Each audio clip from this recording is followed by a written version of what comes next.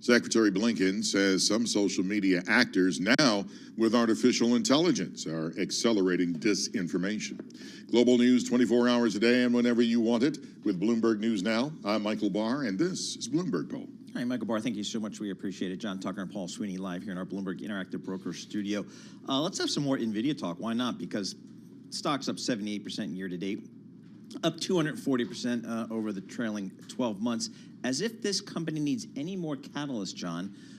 They're actually having their artificial intelligence conference this week. The AI Woodstock, some are calling it. Exactly. So, and I think they've got multiple days this week. We got a keynote from the CEO today. Let's get the latest on what's happening with our good friends at NVIDIA. Kunjan Sobhani, he's the senior analyst on semiconductors for Bloomberg Intelligence. He joins us from San Francisco via Zoom. Kunjan, we've got this big developer conference for NVIDIA this week. Boy, the expectations, the bar must be set really high here. What do you expect to hear from NVIDIA today, this week? Yeah, we actually expect a few items that should help sort of recharge this already strong momentum around it. A couple of things. So first, we expect the announcement for the B100, which is their new chip based on the Blackwell architecture. We think this will be the first chip which will be 2 dies in a package. And why it's important is it helps them sort of achieve 2x performance, and we think more likely in the range of 2.5x over the H100s, which is already sort of the most powerful GPU on the market. So this can help sort of recharge their revenue growth trajectory even higher. Second would be an upside to the TAM numbers. Last year, TAM, they came up total market opportunity, yeah. Yep. And last year they came out with a $1 trillion figure, within which $300 billion was for chips and hardware. Since then, overall industry estimates for that have risen, so there's a likelihood that they might actually upside their TAM, specifically that portion of the TAM. So that could be, again, another catalyst. And finally, we think what would be really great would be some more visibility and some more visibility around their software business.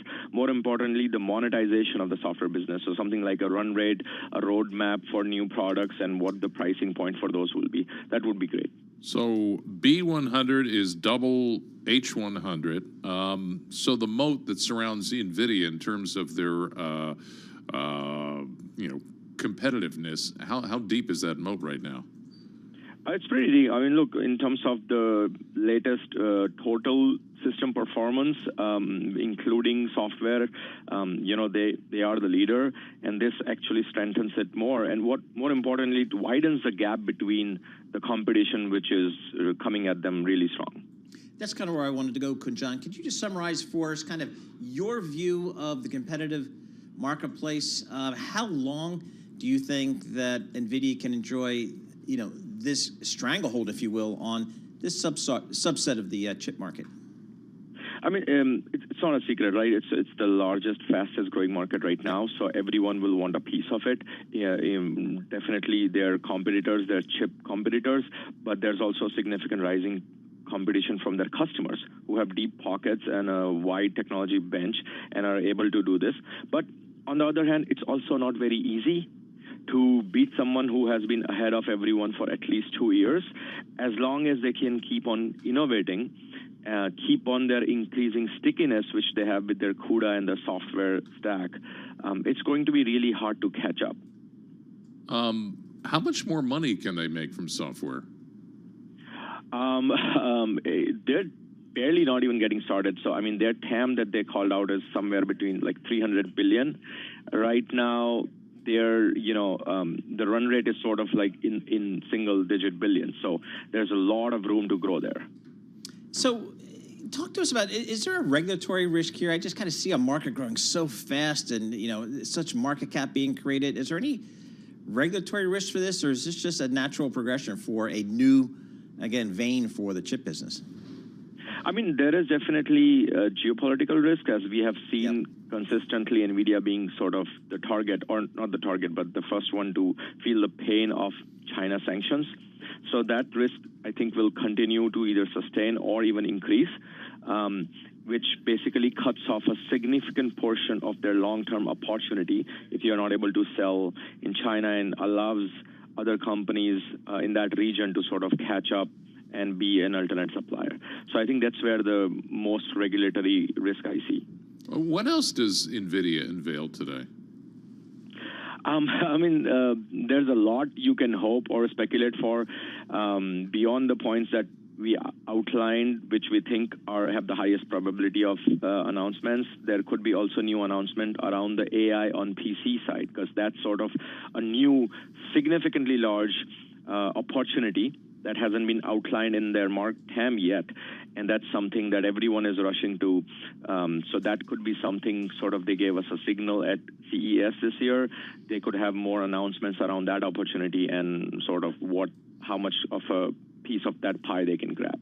Kunjan, thanks so much for joining us. Really appreciate it. Kunjan Sobhani, Senior Analyst on Semiconductors for Bloomberg Intelligence. And John, just look at this, the revenue, and kind of like their calendar 2020, that's $16-17 billion. 24, 110. I mean, just unbelievable order and of this magnitude. stock is growth. on the move again today, up 1%, 887 something, 99. Exactly. So just an extraordinary growth story that we don't see very often.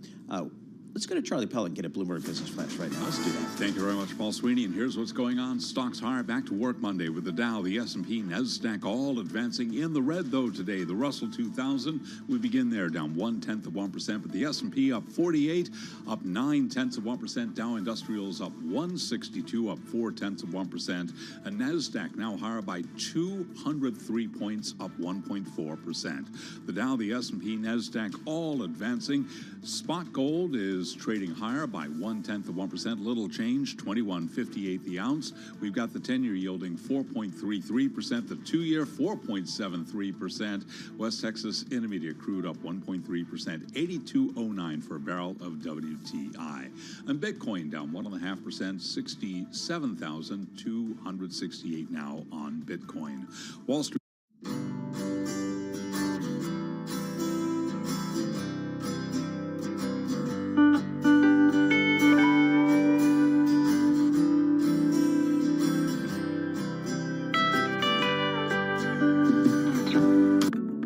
Another thing that startups need to look for is a market that is either started to undergo or is soon going to undergo exponential growth. I think this is actually related to one of the biggest mistakes investors make when evaluating startups. Investors always say, well, what's your growth rate? We care about the growth rate. Investors will forgive smallish revenue today if it's growing quickly. For some reason, people don't think about markets this way. But if you think about the most important startups, they are the ones that I start in small markets that are growing very, very quickly. 11 years ago, the market for iPhone apps was $0. It's now huge.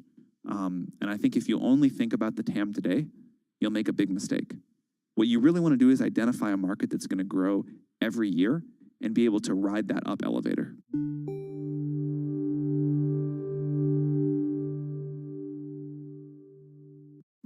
Welcome to the digital age. Are you struggling to stand out here? Don't worry. Meet Blue TV, who is your digital superhero. Blue TV is a multi-purpose online media network that also provides digital marketing services. We are based in Islamabad, Pakistan. We are expert in creative marketing, social media and digital marketing, search engine optimization, web design, page rank, and SERPs, video editing, recording and production. So, what are you waiting for? Pick up the phone and call or WhatsApp Blue TV on given number, or visit our Facebook page at facebook.com/blue.online.tv. With Blue TV, your business growth will be skyrocketed. I want a bank that shows me what I spend instantly. We're Monzo. Give us a go. See? I want a bank that can help me budget for the things I need, like a new leather jacket for Bingo. We can do that. Bingo's my cockapoo. Hi, Bingo. It's a real faff to sign up. It takes less than 10 minutes. Race you. You're on. Time's up. How'd you get on? It's a draw. Is it? We hear you, Bingo. You make Monzo Monzo.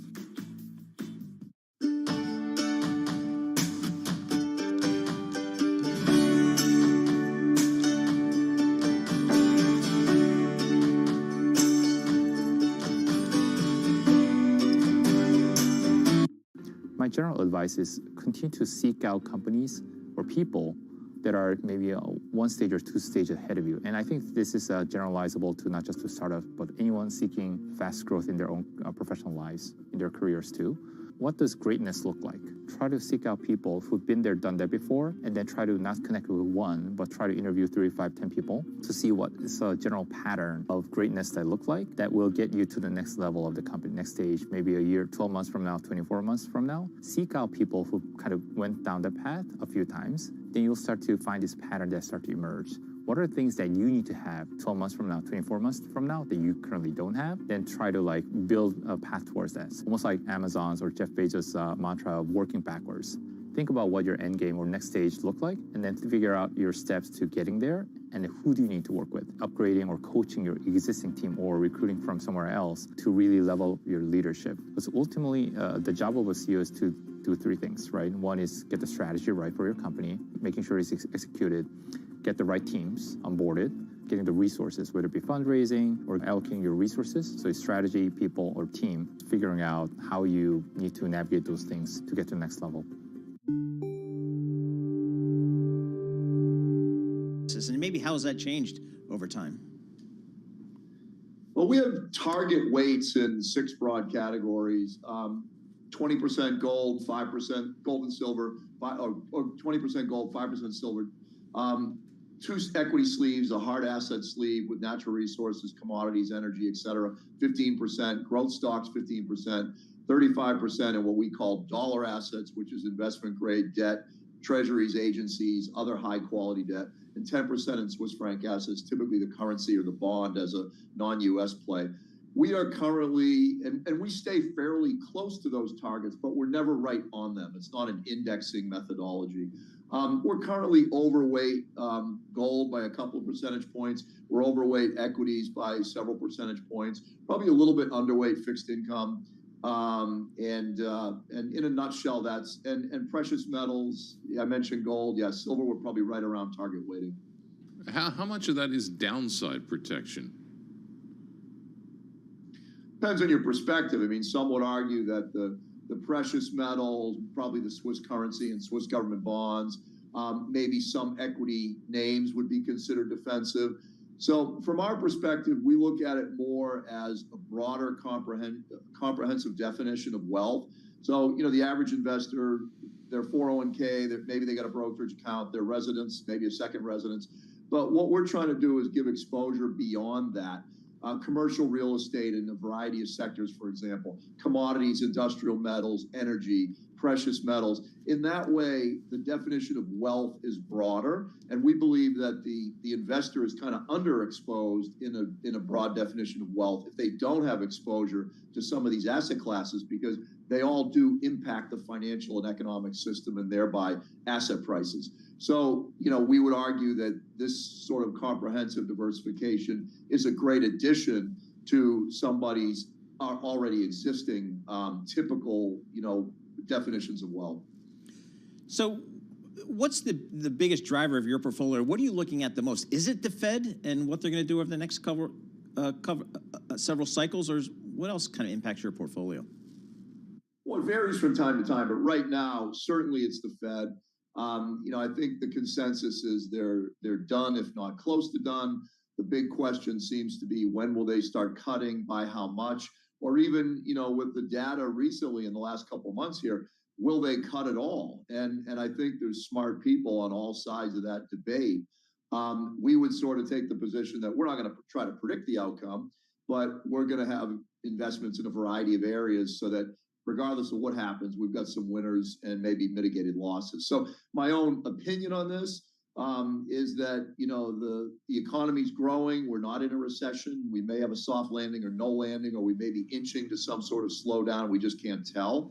The growth numbers at the moment and the low unemployment with consumer spending allow the Fed to be cautious, and they don't have to start cutting rates right away. And we could exist in a higher for longer environment and still grow. If you go back to the 1980s, you know, when inflation was coming down from really high levels, we still had a period where the inflation rate was mid-single digits, coming down. and the economy still grew during a large part of that decade. So it is possible. Now, circumstances are different nowadays, and the rates now, from a perception standpoint, are a lot higher relative to what we lived with the last 20 years.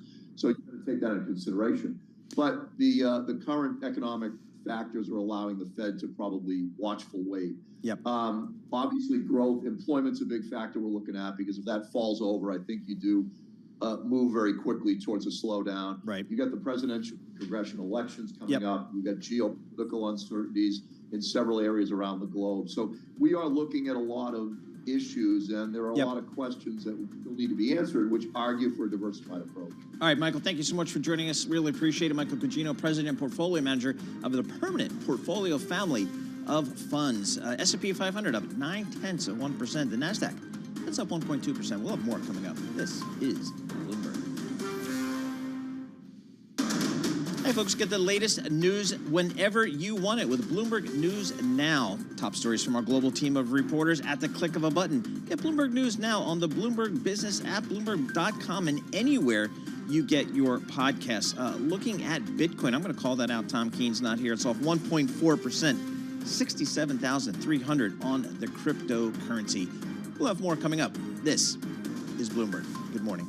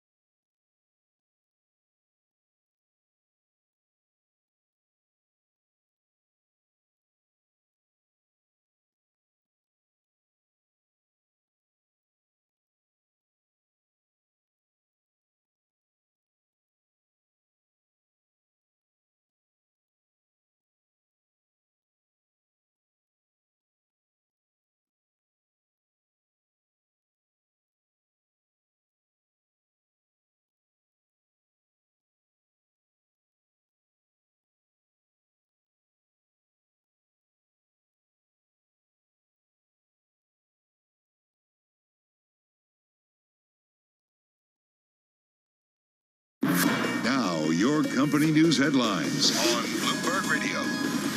From Bloomberg World headquarters, I'm Charlie Pellet. Fisker is pausing production for the next 6 weeks as the electric vehicle maker looks to rein in inventory and avoid possibly having to file for bankruptcy.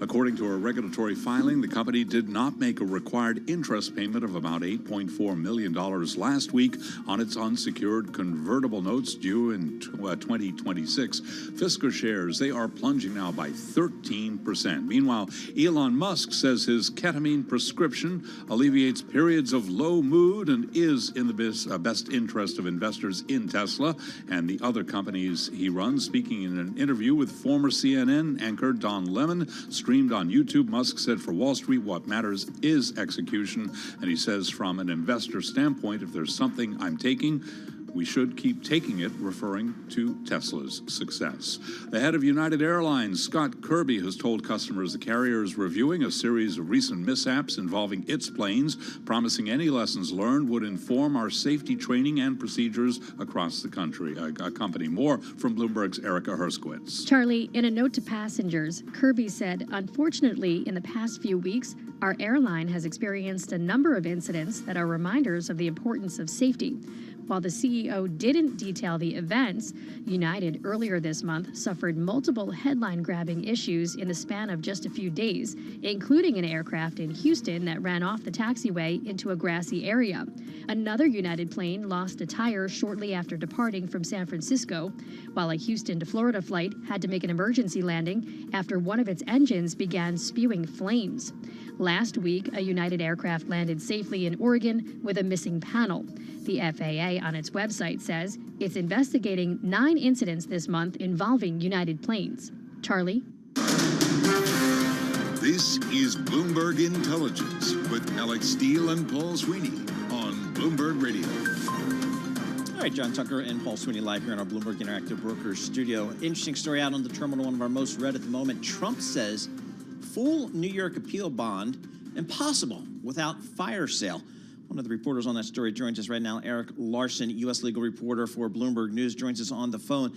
Eric, what's the former president saying about his ability or lack thereof to meet this bond requirement?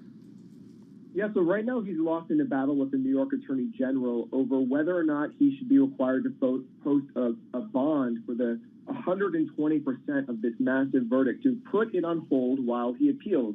It's normally a standard thing that trial losers do in order to avoid paying a damage award while they appeal, but this is such a huge award that Trump says he's having trouble working with surety companies. These are insurance companies that arrange these bonds. He's having trouble getting any of them to work with him in the way that he wants. Essentially, they want cash or cash equivalents for this entire amount to use as collateral. And it sounds like Trump wants to use real estate as collateral and things like that, but they don't want to do that. So he's basically saying, he told the appeals court today in a filing that it's a practical impossibility for him to post the bonds. And the New York Attorney General has said that it must be posted in full and that he can't be trusted. Wait, somebody needs a scorecard here. This isn't the E. Jean Carroll case. This is the case that Letitia James, the New York Attorney General, brought against Trump and the Trump Organization for basically defrauding banks, et cetera, so forth. And the judgment was huge, right? That's correct. For Trump alone, it was $454 million. So you mentioned the E. Jean Carroll case. Of course, that's the other civil trial that he lost earlier this year. And he actually was able to post a bond in that case after the judge basically signaled that he wasn't going to allow him to post anything smaller than the full amount. So he was able to post a $91 million bond in that case. And he worked with a huge company to do that. Chubb Limited, a subsidiary, was able to work with him to arrange that bond. So don't know exactly what maybe he used cash for that. But for this other bond that is so large, he's clearly having some serious trouble arranging it. So can you, as a business person, and Trump was used to doing this in business transactions, saying, I'm not going to pay you other business. Instead, I want you to take cents on the dollar. It works a little differently, I would imagine, with the courts. No, it's not going to work that way in this case. And the New York Attorney General, Letitia James, several weeks ago actually indicated that if Trump does not post a bond by March 25th, that everyone gets a 30-day window after a judgment to post the bond. If he doesn't meet that deadline, that she's prepared to basically go to court and start trying to seize assets equal to the amount that he owes. So that's what's at stake here for the former president as he weighs whether or not the appeals court will let him post a smaller bond or no bond at all. So are we going to have some court opine on this? Are we going to hear from the court before this March 25th date?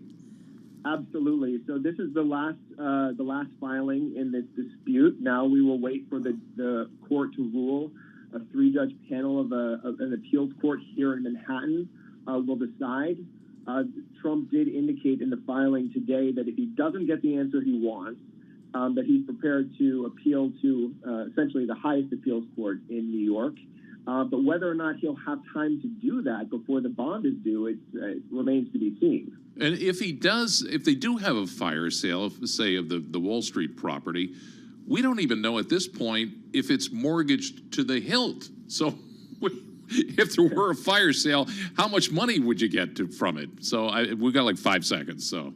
Yeah, that is absolutely true. We really will learn a lot about his finances in the coming weeks as it goes on. All right. It's a never-ending story. Thank you, Eric, for your reporting today. Eric Larson, U.S. legal reporter for Bloomberg News. The gift that keeps giving. The gift that keeps giving to the news industry, at least. So some cash challenges for the former president appears. Balance of Power, Bloomberg's Balance of Power, Joe Matthew from Washington, D.C. That starts right now.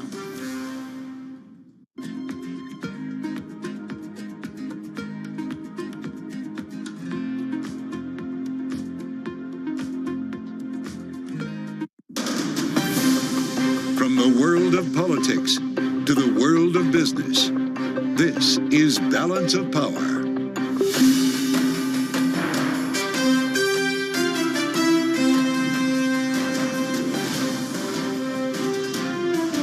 Live from Washington, D.C.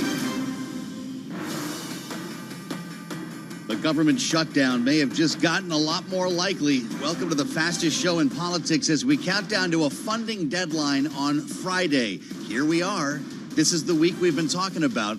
Speaker Johnson now says we may not get text tonight on a border funding bill, which would set up an almost unworkable clock. We'll get the latest from Bloomberg's Eric Wasson straight ahead.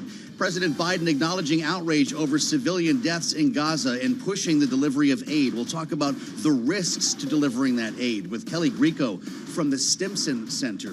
And as we debate the context of the term bloodbath, we will have the latest from the campaign trail and analysis on all of these stories with our signature panel. Rick Davis and Gini Shanzano are with us as we move forward here on the Monday edition of Balance of Power. Let's start, as always, on Wall Street with a look at trading.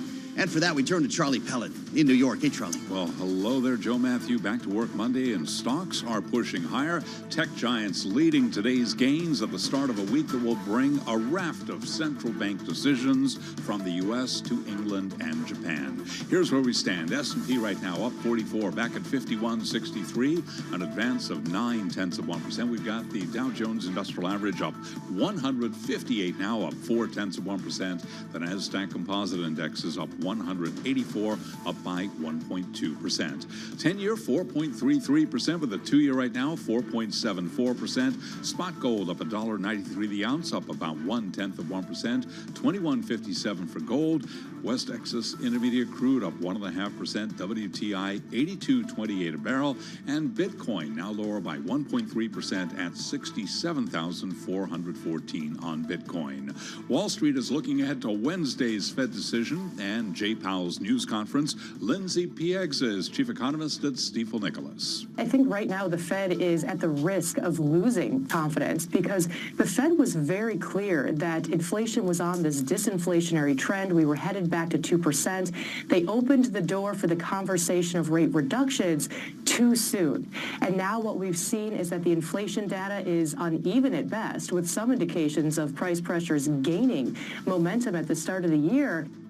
Lindsay Piegza of Stifel Nicolaus, and sources tell Bloomberg Apple is in talks to build Google's Gemini artificial intelligence engine into the iPhone, setting the stage for a blockbuster agreement that would shake up the AI industry.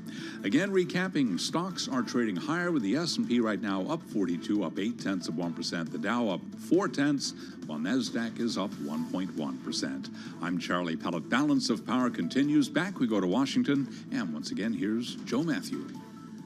All right, Charlie, thank you, and welcome to the Monday edition of Balance of Power. I'm Joe Matthew in Washington, where we have reached peak bloom. Pay no attention to what's happening or not. In the case of Capitol Hill, the cherry blossoms have reached stage 6.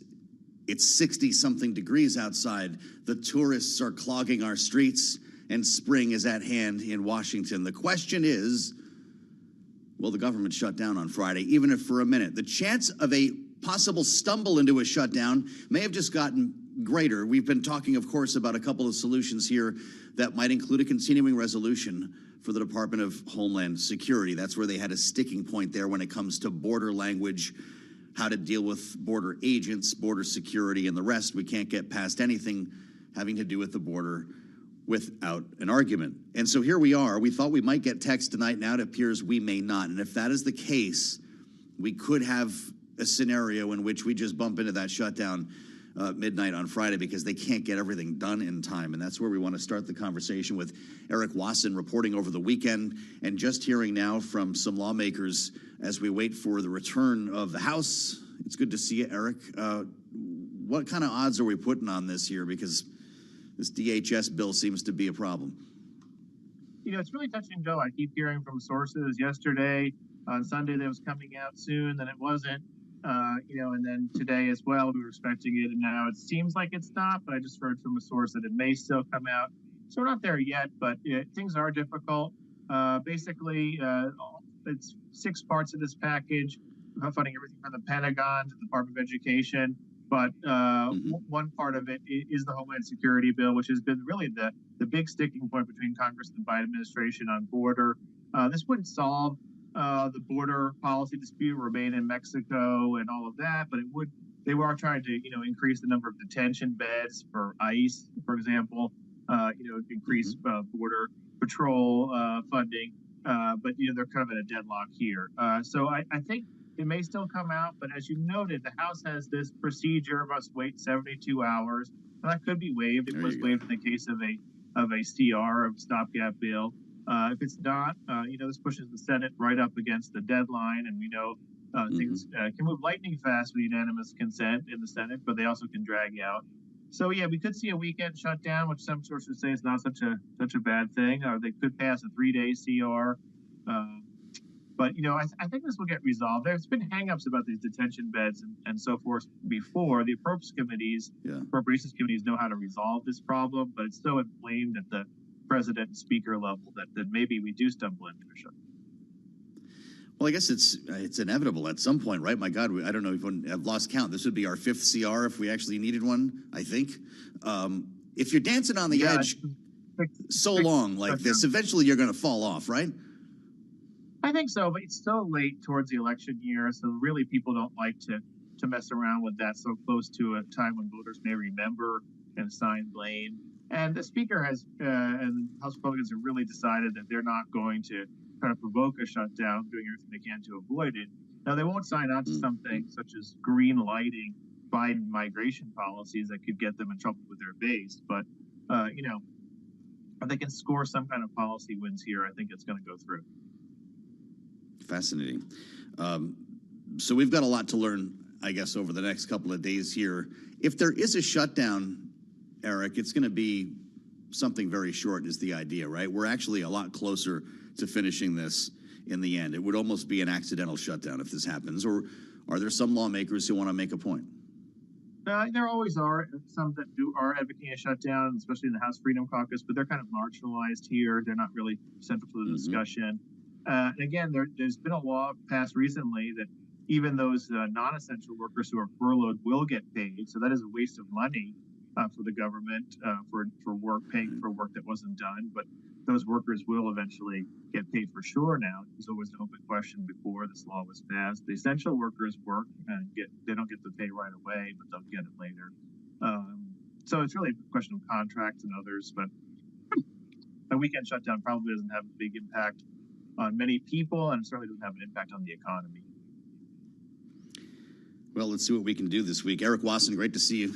Welcome back to the fray here with the countdown that'll bring us to midnight Friday. Once again, we'll see if we can get this done. And of course, if you listen to this program, you will know long before it happens. I'm Joe Matthew in Washington. As we spin a couple of plates here, this would typically be a pretty quiet period of time on a Monday like this, the 18th of March. But we've got a lot to talk about with not only a potential shutdown this late in the game in the fiscal year, but just an endless string of headlines coming from Israel. And we just got another important one here as Joe Biden and Benjamin Netanyahu have held their first call, we have just learned, in more than a month.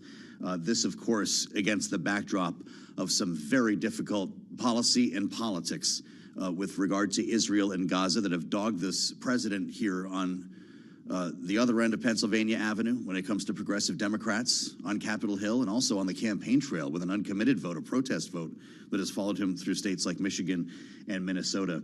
Interesting yesterday, St. Patrick's Day, the president and the Prime Minister of Ireland, the Taoiseach, together for a St. Patrick's Day dinner at the White House for what would normally be a very fun celebration. And this was very much in the air. The Taoiseach explained why Ireland has such a long history of supporting and backing the Palestinians in this case. They both acknowledged the need for aid, and we want to talk a bit about the risks that come with that. It's a conversation we were having in our newsroom, the idea of not only airdropping supplies, but also setting up a temporary port or pier is fraught with risk, and this is why this would be done by the military in part. Kelly Grieco is with us, senior fellow at the Reimagining Grand Strategy Program at the Stimson Center. Kelly, welcome back to Bloomberg. It's great to have you. There are a lot of questions still about whether we can pull this off, knowing that we don't want to put U.S. boots on the ground to make this temporary pier work. Is it still the best option we have? Well, first, thank you for having me. As you said, this is a really challenging time with what's happening in Gaza and the humanitarian crisis. The question you asked, is this the best option? Well, no, it's not the best option in the sense that there are trucks, in Egypt right now that are loaded and ready to go into Gaza. But as long as that is blocked as an option, we need to find potentially some way to bring in a greater volume of aid than is possible through airdrops. We've heard criticism of this idea from both sides of the aisle, and we know that a couple of trucks, the second aid truck, has now arrived on a shipment, rather, have arrived on Gaza's shore. I shouldn't say truck, but a second a ship has. To the extent that we can build a temporary pier, how would that work if we don't want to have American boots on the ground?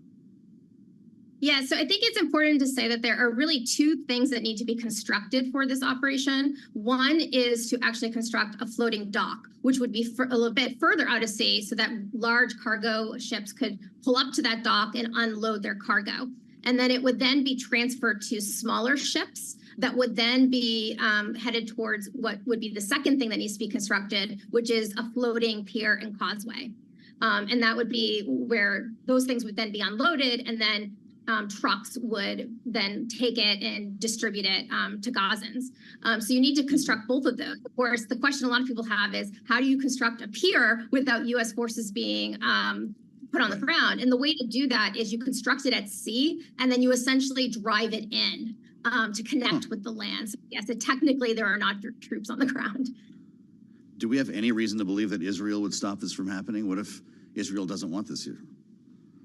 Yeah, I mean, I think if Israel doesn't want this, I don't see how this is viable, because frankly, at least in some of the reporting, it seems to be that the Israelis are going to provide an outer security perimeter. And that would be key for two reasons. One, because of course, there would be concerns about attacks from Hamas or some other kind of actor on the infrastructure and forces at sea. And then the second piece would also be that, these are people in Gaza that are desperate. They're going to rush towards the aid. It's understandable, but it creates a really dangerous security situation. And so you would need some presence on the ground providing security. And so that, in this case, has to be the Israelis. We have a trust problem here when the World Central Kitchen, which is behind these shipments, says 200 tons of aid was on board, and the IDF says it was 115 tons. We have a problem here, right? Yes, I mean, I don't know what accounts for the difference or how they're making their calculations. But I would say, 200 tons, it's not nothing, to scoff at, but it is actually pretty small compared to what the actual needs are. And that ship, for example, stopped at a barge, a smaller barge, because it's a smaller ship. I think the question is, again, the kind of volumes that are requires an ability to bring in much larger ships. And so I think you're raising the right issue, which is Israel going to allow that and have concerns about what's on these ships, for example? as we spend time with Kelly Grieco from the Stimson Center. I'm Joe Matthew in Washington. This phone call, I assume, is going to lead to some settlement of these questions today. President Biden and Benjamin Netanyahu talking about specifically the issue of delivering aid, but also managing an invasion of Rafah. And I wonder your thoughts on that. With your expertise in this field, is it possible for the IDF to actually get civilians out of the way? That, of course, is the Hamas strategy, right, to use them as human shields. Yes, I mean, I think it's really difficult. I think we sometimes we have the answer because we've seen throughout the course of the operations of Israel making announcements for civilians to go places, and then it's just really hard given how the concentration of population to sort of clear these areas from any kind of civilians. And this is the reality, I think of war. I think the more interesting thing to me will be, Biden publicly declared it a red line around Rafah in terms of wanting a plan to protect civilians, and whether the president is now on board with that Israeli plan, or if he's actually going to take a much harder position now and try to put pressure on the Israelis to move in a different direction, use leverage that we have, which is largely our military aid to Israel. We've spoken a lot, of course, about Israel in this case, but as well funding for the war in Israel. It's tied to funding for the war in Ukraine, Kelly, and it's still hung up in Washington. Even as the president tries to move this needle, it's just not been happening lately, and it's created a real concern in Ukraine as they run out of ammunition. I know this is also something that you've got your eyes on, and after hearing from Vladimir Putin over the weekend, re-elected in air quotes at 87%, I believe it was, he talked about cutting Ukrainian troops to pieces. And I wonder to what extent this election will embolden him to try to finish the job. Yes, I mean, I think one of the things that we should be looking at to see is if he's going to now feel confident enough to announce another partial mobilization. I think there's signs that might indeed be the case. And I think that actually creates real challenges for Ukraine. On the one issue that they have control over, they may not have control over, ammunition coming from the West or other kinds of weapons, but they do have control over their mobilization. And right now, bills are hung up in their own government about trying to mobilize more of their population. And so that's my concern, is really the shortage in personnel. But of course, if we look at the equipment side as well, if this money were passed today in Washington, when would we actually be able to make the shells and deliver them? Yeah, so I mean, the United States has ramped up ammunition production quite a bit since the start of the war. And by 2025, the Army has said that they'll be able to produce 100 rounds of these 155 millimeter shells per month.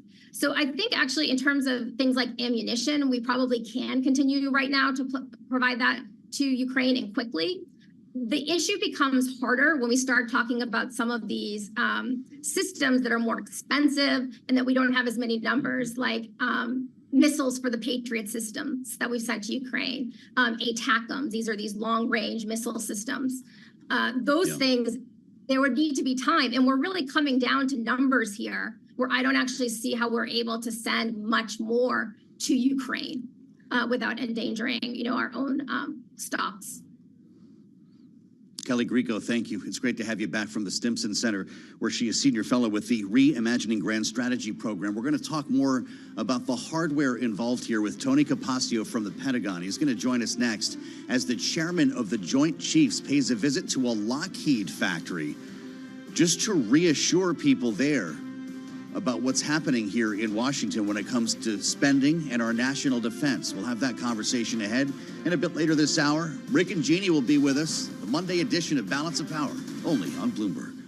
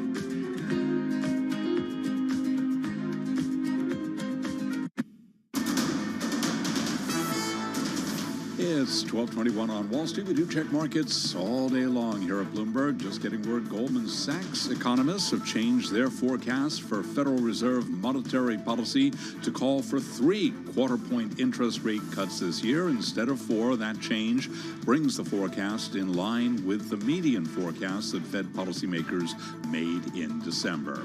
Stocks are trading higher ahead of a Fed decision and J-Powell news conference this Wednesday. We've got the S&P up 47 right now, up by about 0.9%. The Dow up 153, a gain of 0.4%.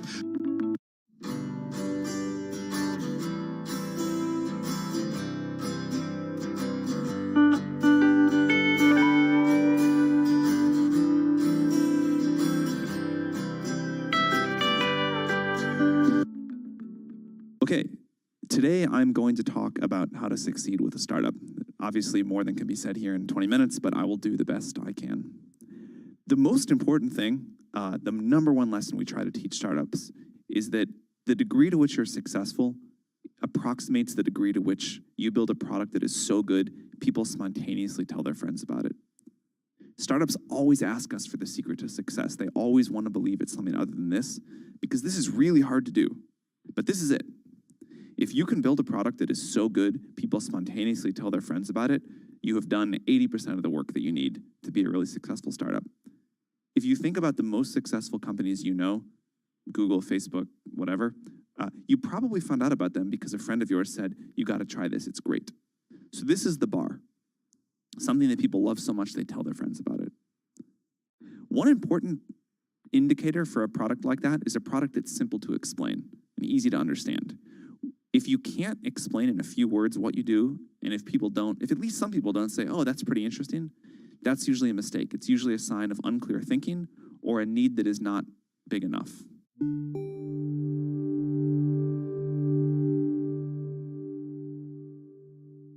I want a bank that shows me what I spend instantly. We're Monzo. Give us a go. See? Well, I want a bank that can help me budget for the things I need. Like a new leather jacket for Bingo. We can do that.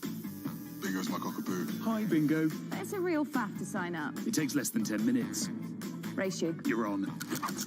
Time's up. How'd you get on? It's a draw. Is it? We hear you, Bingo. You make Monzo Monzo.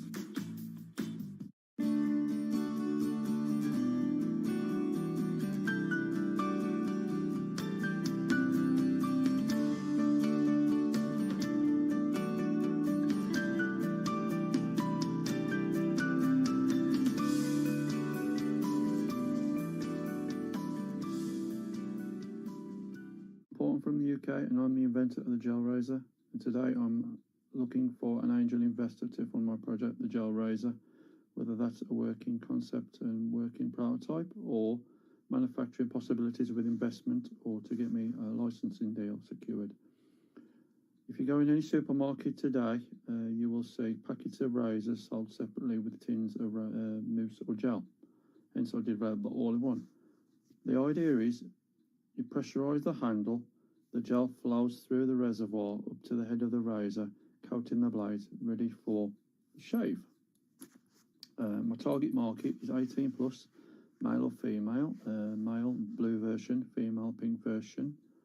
What I'm looking for in an investor is someone who's passionate, determined, shares my vision. That's an important step for me, and willing to succeed as I wanted to succeed myself. Patented in the UK in 2021 September with copyright protection. I have a logo for the gel razor, which you will see on my LinkedIn profile. Currently working with a company in the US who have done me a lovely sell sheet. Big up to them guys. So if you're interested, contact me on LinkedIn profile, Paul J. Gwilt, GWILT, or email me at mufc219@gmail.com.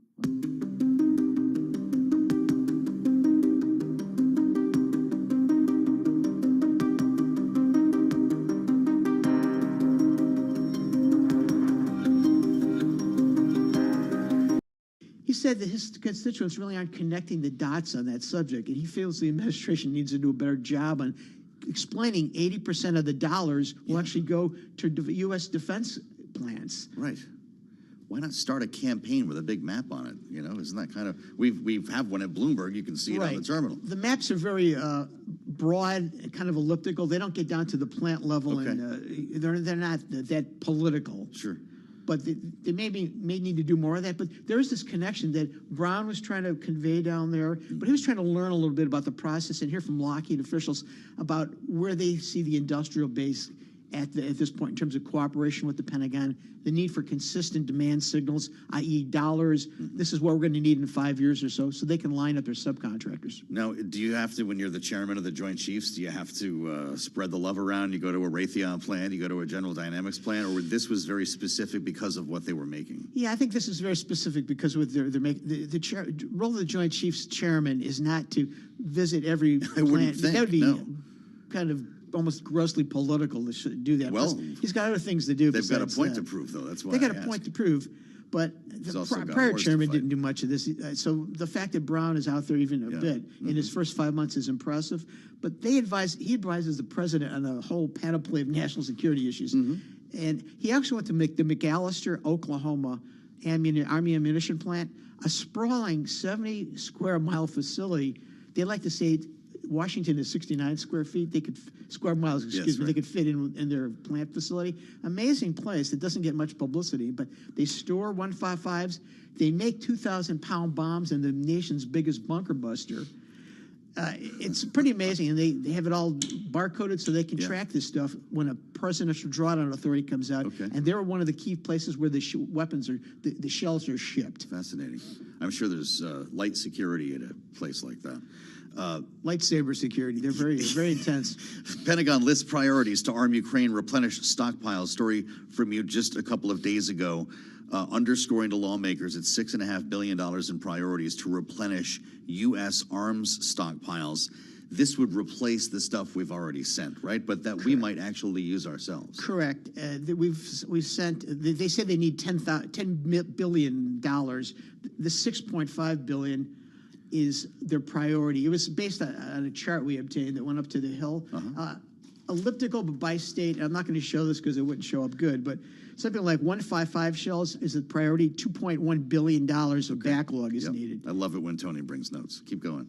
And these are spread out in California, Texas, Oklahoma, Maine, Pennsylvania, Ohio, Iowa. You wouldn't think a lot of these places were involved in 155 component construction, but they are. This is old-fashioned stuff. Especially like Ohio. I didn't think that. Fascinating. We decided to sell some weapons to Poland when the president was here, a bunch of Apache helicopters and a bunch of air-to-air missiles. Would this be normal business for them, or is that very much about being neighbors to Ukraine? Well, I think it's not only it's signaling. Apaches are our best land attack helicopters. I think they send them AMRAAM air-to-air missiles. No, this is definitely these things are in the works. Sidewinders in there. Sidewinders are heat-seeking air-to-air missiles. AMRAAMs are radar. But it's been in the works for a while.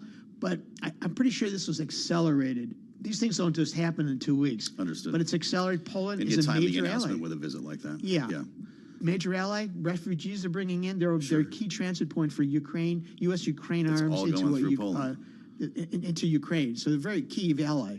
You sat here a couple of weeks ago and talked about the biggest story in the world, which at that point was dealing with Houthi rebels in Yemen interrupting shipping.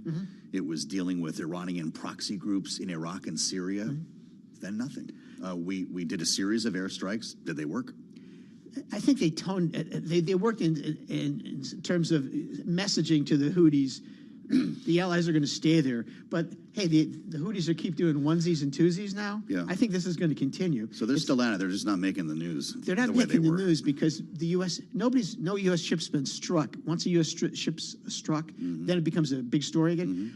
They were able to launch 15 drones in an attack about a week and a half ago, but they haven't been able to launch the panoply, the huge number that precipitated the strike. One interesting thing our viewers should be aware of, the U.S. is now striking a lot of these things preemptively before they launch. That's an untold story that the military doesn't want to talk about, but it does show we have pretty good visibility over the region.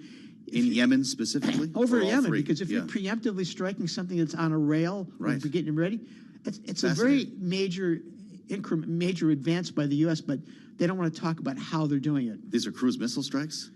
It could be cruise. We're striking their missiles on the ground before they launch. But are we sending them from boats, from the air? You don't know? I'm thinking it's F-18s for the carriers and possibly Tomahawks. This is a big deal. If that's happening, nobody's talking about it. They're very elliptical when their press releases. They say prior to launch. Yeah, okay. Prior to launch means they haven't launched yet, and they're on a rail or they're being pulled out of a tunnel. This is a big story, but the Pentagon doesn't want to talk about it for operational security reasons. But our viewers should be aware of it and I love that. Get some solace. This is the kind of stuff Tony Capaccio brings in here, straight from the Pentagon. Have you had a chance to ask Pat Ryder or somebody in a briefing about this, or they're waiting for you to show up today and do that? You don't want to do it at Pat Ryder briefing because then other reporters will find out about what you ask. So you want to dig this out. Okay, so you're working that story though. This is like a real peek behind the curtain. They're trying to. Yeah, it's a toughie, but preemptive strikes against Houthis, it's a good one. They should talk about it, but they don't want to. 100%. This is the way it goes. We're actually watching the sausage be made here. Imagine, some people like me and others around here cover politics. Imagine covering the Pentagon when their whole job is to not let you find out what's happening. Is that about right? It's maybe about 80% right now. Okay. It's gotten, well, keep at it. You're doing God's work. It's gotten worse under Austin in terms of transparency, frankly. Well, I can only imagine. He's flying the Bloomberg flag every day there on the other side of the river. Tony Capaccio, thank you, sir. Great to see you.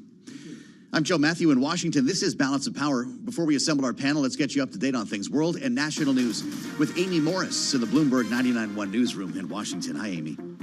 Hi, Joe. Secretary of State Antony Blinken warning against disinformation campaigns by state and non-state actors through technology. He says it's created more polarization in the U.S. and added to a sense of confusion. When it comes to digital technologies, social media, and now artificial intelligence, they're dramatically accelerating what had already been an incredibly fast pace of change.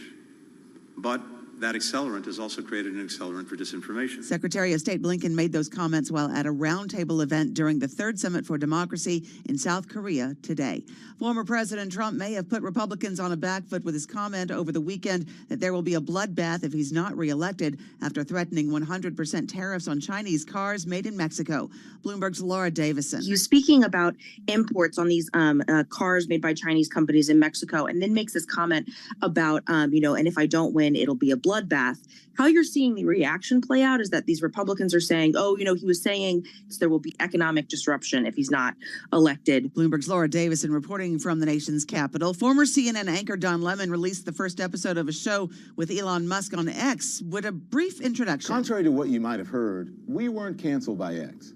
Yes, after months of begging me, wooing me to offer some exclusive content on his platform, Elon Musk decided to scrap the deal. But our plan is, and always has been, to release this show everywhere, on YouTube, on Spotify, on iHeartRadio. Just about any place you stream content. Don Lemon included timestamps in which he asked Musk about endorsing a presidential candidate and his drug use. Global news 24 hours a day, whenever you want it, with Bloomberg News Now. I'm Amy Morris. This is Bloomberg.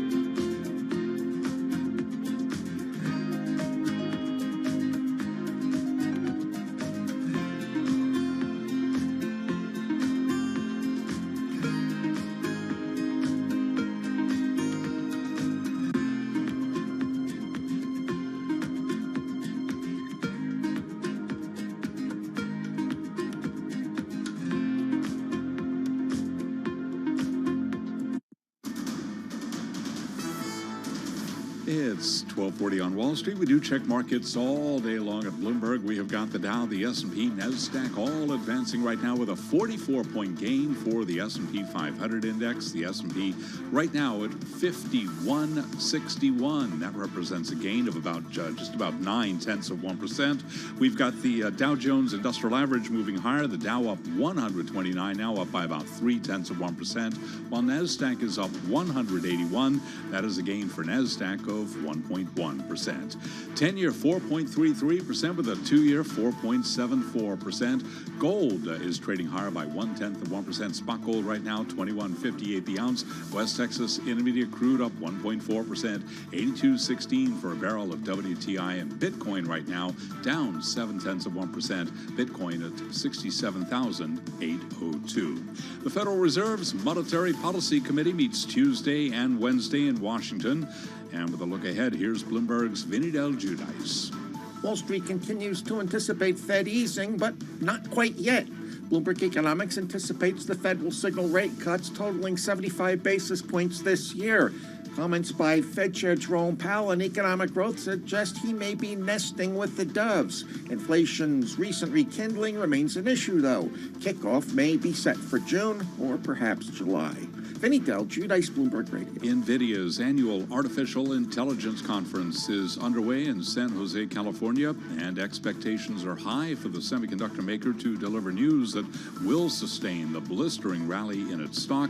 NVIDIA shares are higher today, part of a broader tech rally. NVIDIA right now up by about 0.4%. Again, recapping, stocks higher. S&P up 43, up 0.9.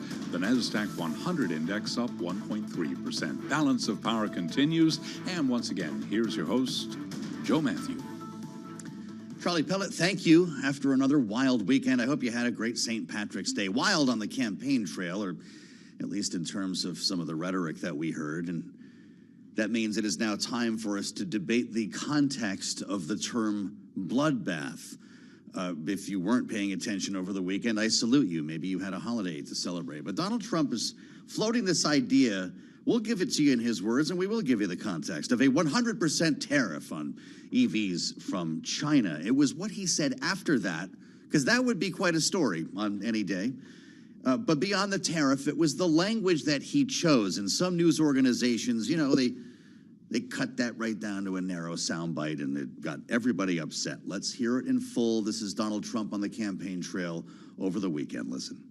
If you're listening, President Xi, and you and I are friends, but he understands the way I deal, we're going to put a 100% tariff on every single car that comes across the line, and you're not going to be able to sell those cars. If I get elected, now, if I don't get elected, it's going to be a bloodbath for the whole, that's going to be the least of it. All right, there you go. It's going to be a bloodbath. It's going to be the least of it.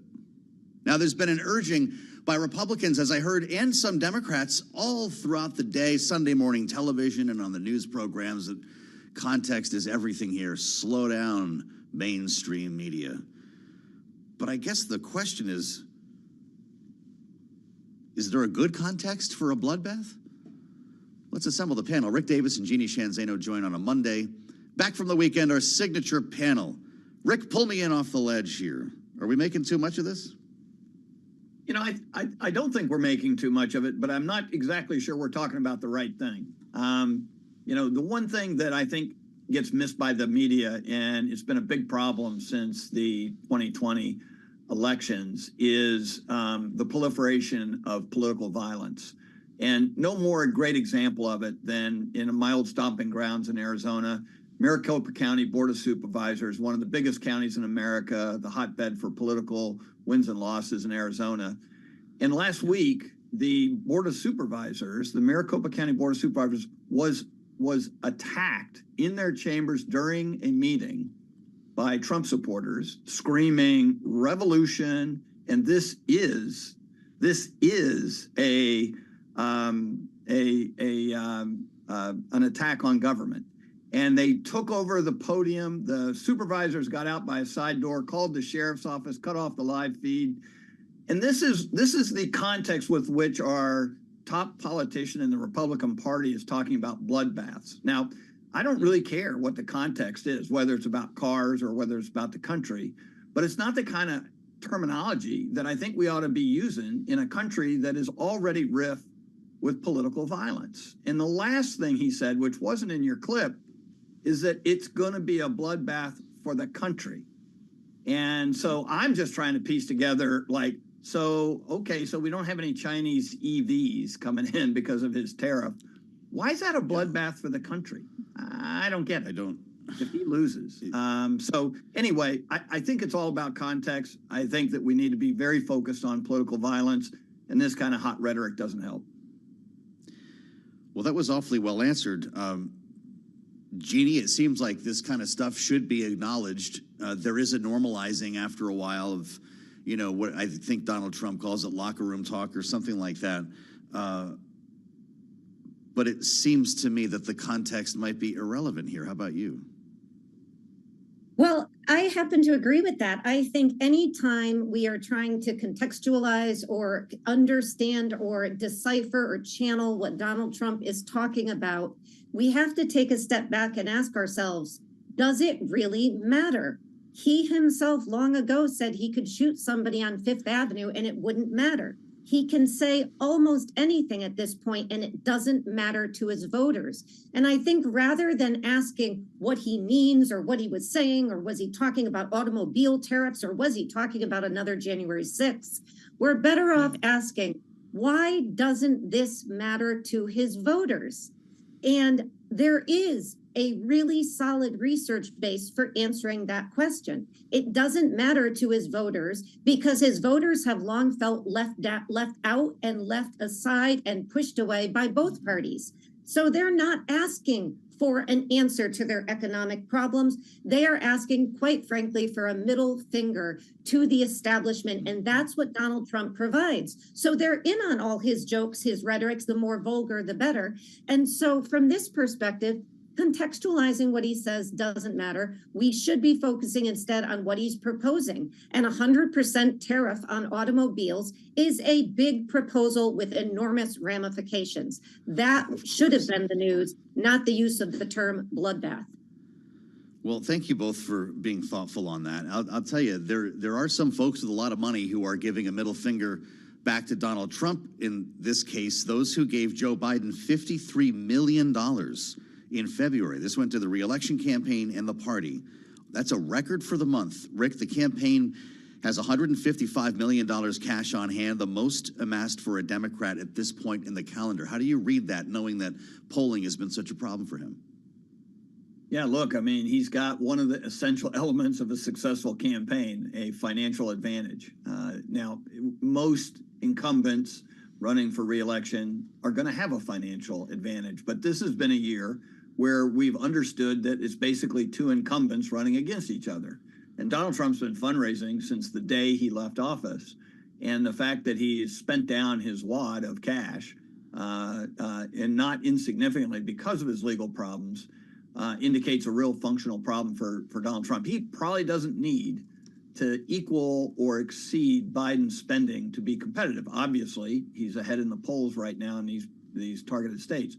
But the campaign between the two of them has just really begun. And the reality is he cedes this ground, this financial turf to Biden is very dangerous. I don't know any candidate who thinks that's a good idea. And so, you know, kudos to the Democrats for hustling and getting a lot of money in. And I think that there are real concerns within the Republican Party about whether or not Donald Trump is equipped to financially manage his campaign. There's no question that the RNC is a part of his problem now. He's now running the RNC, and it doesn't have any money. His campaign's basically broke, and he's got all these bills coming in from lawyers. So it's a big problem.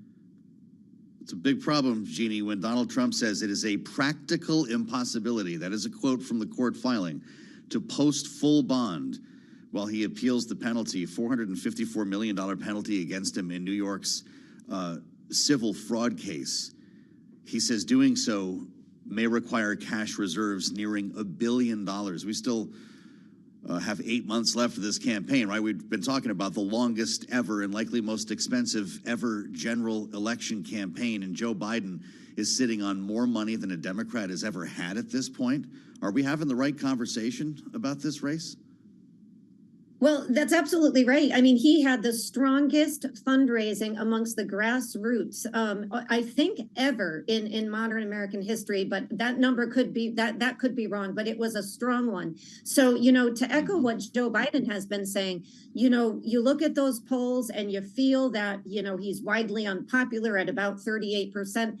But he counters and says, look at the fundraising we are doing. And it is not all from wealthy donors. A lot of it is from the grassroots. So there is enthusiasm out there for the campaign. But the reality is, as we constantly talk about Trump's rhetoric and just what we were talking about before, the question is going to be, does it even matter? I mean, Trump is a master of the free media. He goes out over the weekend, says something almost undecipherable, and that's all we hear about. So, traditionally, I would agree the money would matter an awful lot. But the reality is Donald Trump has really mastered this game of free media. He may continue to. So Joe Biden's going to be helped by this number for sure. But, you have to ask how much, and can he overcome these slagging poll numbers in the Bloomberg poll in these key states where he has just consistently been behind, increasingly so, Donald Trump. Well, let's grab the third rail for a moment here, Rick Davis, because Donald Trump did over the weekend. He was asked on Fox about this New York Times report that he was about to settle on a 6-week pregnancy ban, an abortion ban after 16 weeks, knowing that this number has been batted around a lot on the campaign trail. He says, we're going to find out, and pretty soon I'm going to be making a decision. Quote, I would like to see if we could make both sides happy, unquote. This is the man who takes credit for ending Roe v. Wade. How important will his answer be on this? It's an incredibly dangerous thing to set up for yourself, right? And this is the thing that head-scratching moment, Joe. Why is he even taking that on himself? Why doesn't he just say, hey, there's these guys, DeSantis, he's too short. I'd like the way Youngkin did it. I mean, let those guys take the heat. He's already got the pro-life vote in his pocket. The only thing he can do is upset them. And if he picks a number that they don't like, quote, trying to make everybody happy, then I think it's a problem for him. It is a very clear tell that he's worried about this abortion issue, because otherwise, why is he bringing it up? I'd like to see if we could make both sides happy. Jeannie, I don't know how he would manage to do that. Is another option he never answers that question? Yeah, that's another option. As we know, Donald Trump is, probably the biggest stumbling block to his own campaign are the things that he says and does repeatedly. Abortion is something that he has taken credit for, the overturning of Roe on a repeated basis. If it wasn't for Donald Trump, we wouldn't have had the overturning of Roe, and he has said that consistently. So now he is going to raise this. And it's an issue that has only helped the Democrats and the pro-choice side. So I'm not sure why he's raising it. I am sure his campaign doesn't want him to. But as usual with Donald Trump, they can't stop him. He's his own worst enemy in these situations. We haven't talked enough about Joe Biden in this instance outside of his financial situation. Jeannie, the matter of Israel followed him all weekend. It came up with the Prime Minister of Ireland at the St. Patrick's Day dinner, typically a very lighthearted affair. And news broke today, since we've been on the air, that he did have the first call in a month with Benjamin Netanyahu. How important is it going to be for him to have something to show for that call? I don't know that he's going to be able to do anything with a phone call to Netanyahu to assuage the really, really vocal protesters on the Democratic side. I do think it is critically important as president of the United States that he keeps those channels open. He has a consistent conversation. He assures Israel of our support for them as a close ally.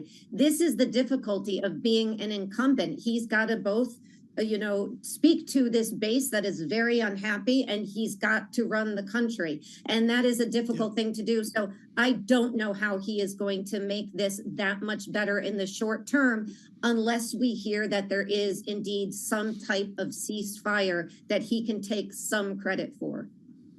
This has been close to a breakdown in communications, Rick. At one point, Joe Biden was quoted to say, You hug Benjamin Netanyahu, the more problem you have, the closer you hug him.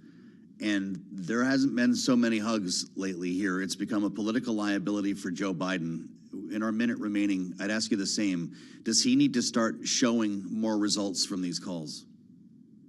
Yeah, look, I mean, they don't have a lack of communication. They just have a disagreement. You know, Benjamin Netanyahu is proceeding upon a path that he believes is good for the people of Israel and good for his own political future. And Joe Biden's trying to minimize the carnage and bring Israel back into the world. Those are two things that right now stand in contrast to one another. And until they start to get closer to a center, that's going to be a disagreement that's going to last a long time. A tour de force with Rick and Jeannie. I love this. We should do this every Monday. Great conversation. Rick and Jeannie will be back with us next hour as we take a look at what is happening or not happening on Capitol Hill. We've got a shutdown looming on Friday. Looks like we might bump into something here. Jack Fitzpatrick from Bloomberg Government will join us next hour to talk about that. Give us the latest and new polling from Emerson College. We'll talk to Spencer Kimball, who's got numbers out on tomorrow's Ohio primary. They're going to be breaking with us coming up in just a minute on Bloomberg.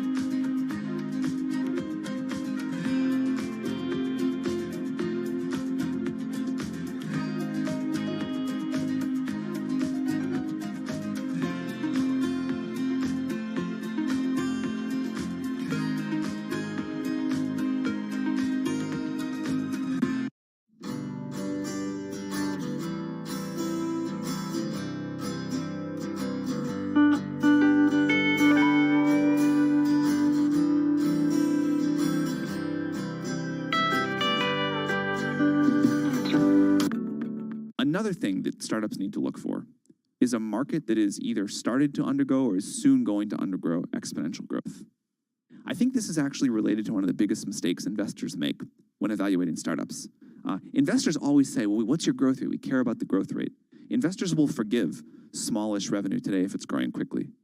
For some reason, people don't think about markets this way. But if you think about the most important startups, they are the ones that I start in small markets that are growing very, very quickly. 11 years ago, the market for iPhone apps was $0. It's now huge. And I think if you only think about the TAM today, you'll make a big mistake. What you really want to do is identify a market that's going to grow every year and be able to ride that up elevator.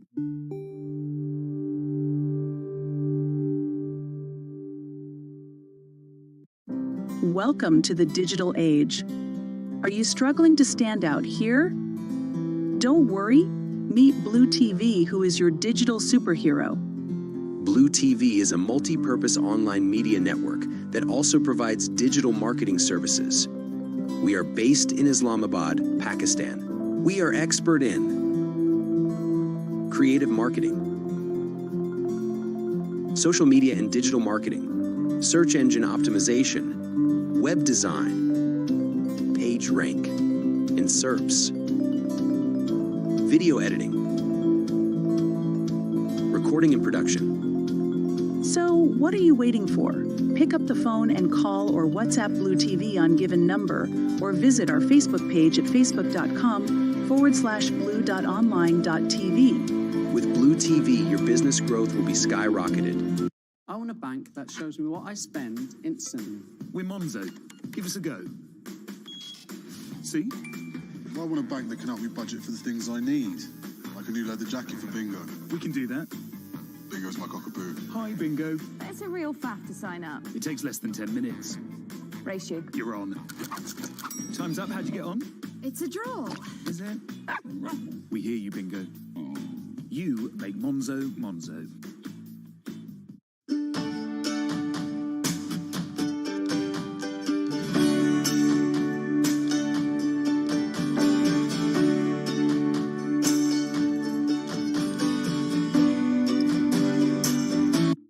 My general advice is continue to seek out companies or people that are maybe one stage or two stages ahead of you. And I think this is generalizable to not just to startups, but anyone seeking fast growth in their own professional lives, in their careers too.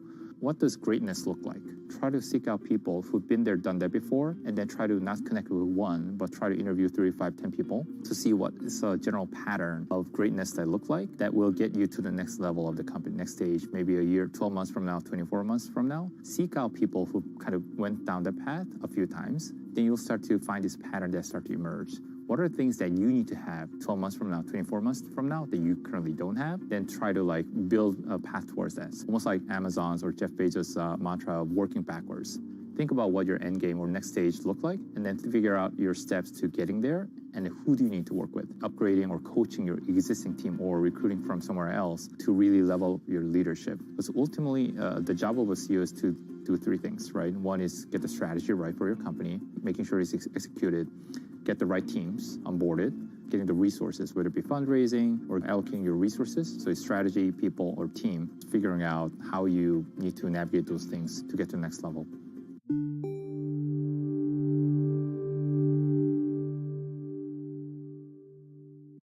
We stand right to the numbers with the S&P up 38 now, up by about 0.75%. Dow Jones Industrial Average up 130. That is a gain of 0.3%. NASDAQ, the composite index, up 137 now, up 0.9%. The NASDAQ 100 index up now by 1%.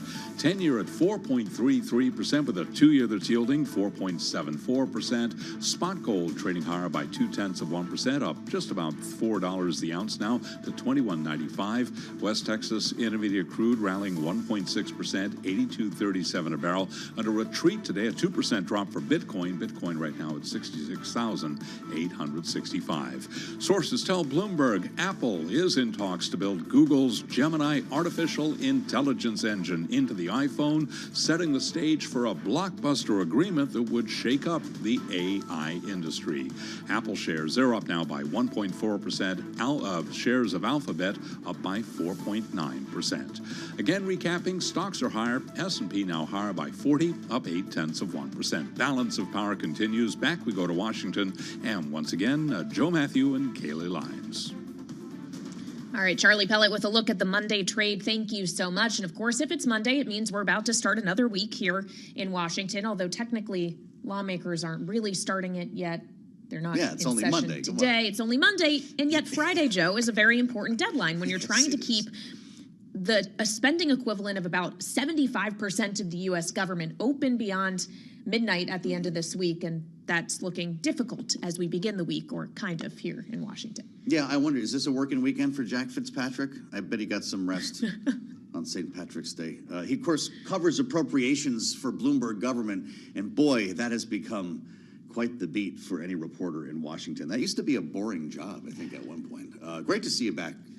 Jack, it strikes me that if you dance on the edge long enough, eventually you're going to fall off here. Even with best intentions, they try to get this thing done. They might actually bump into the deadline this weekend. Yes, I mean, it's never a boring beat for me, but it is especially tense this year. As you mentioned, this is the bigger deadline. We've been talking about them struggling with funding the government for a while, but this is the one that includes the Department of Defense. This is a little more than 3/4 of the money.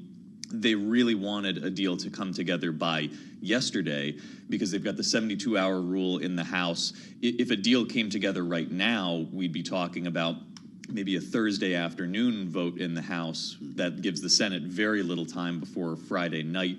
We already know that the Senate would need unanimous consent to hold a vote in time. Yeah. So there are a lot of bowling pins in the air that they're trying to juggle to get something done. And I think we're at the point where they have not said they are talking about another stopgap, but logistically they'll probably have to start talking about at least a short one if it doesn't come together right now. And when we say short one, we're probably talking just a number of days, right, to actually get the legislation across the finish line, not another two-tiered something that kicks the can for a few weeks. Another big one would be a tough sell because Republicans, continuing resolutions, CR used to be a term of art. Now that is a dirty word for conservatives. They do not want to vote on a CR again. Last time when they struggled with the deadline, they talked about, well, if we need like a 2-day stopgap, we could do that. That would probably be the conversation if it doesn't come together with a real deal just about immediately. So this is why we can't have nice things. The language from Speaker Johnson makes me wonder, maybe you can bring us inside this debate over border spending a little bit. We're working toward a deal, he said, that reprioritizes DHS funding towards enforcing border and immigration laws. They rejected a $1.5 billion border security proposal here. What do they want?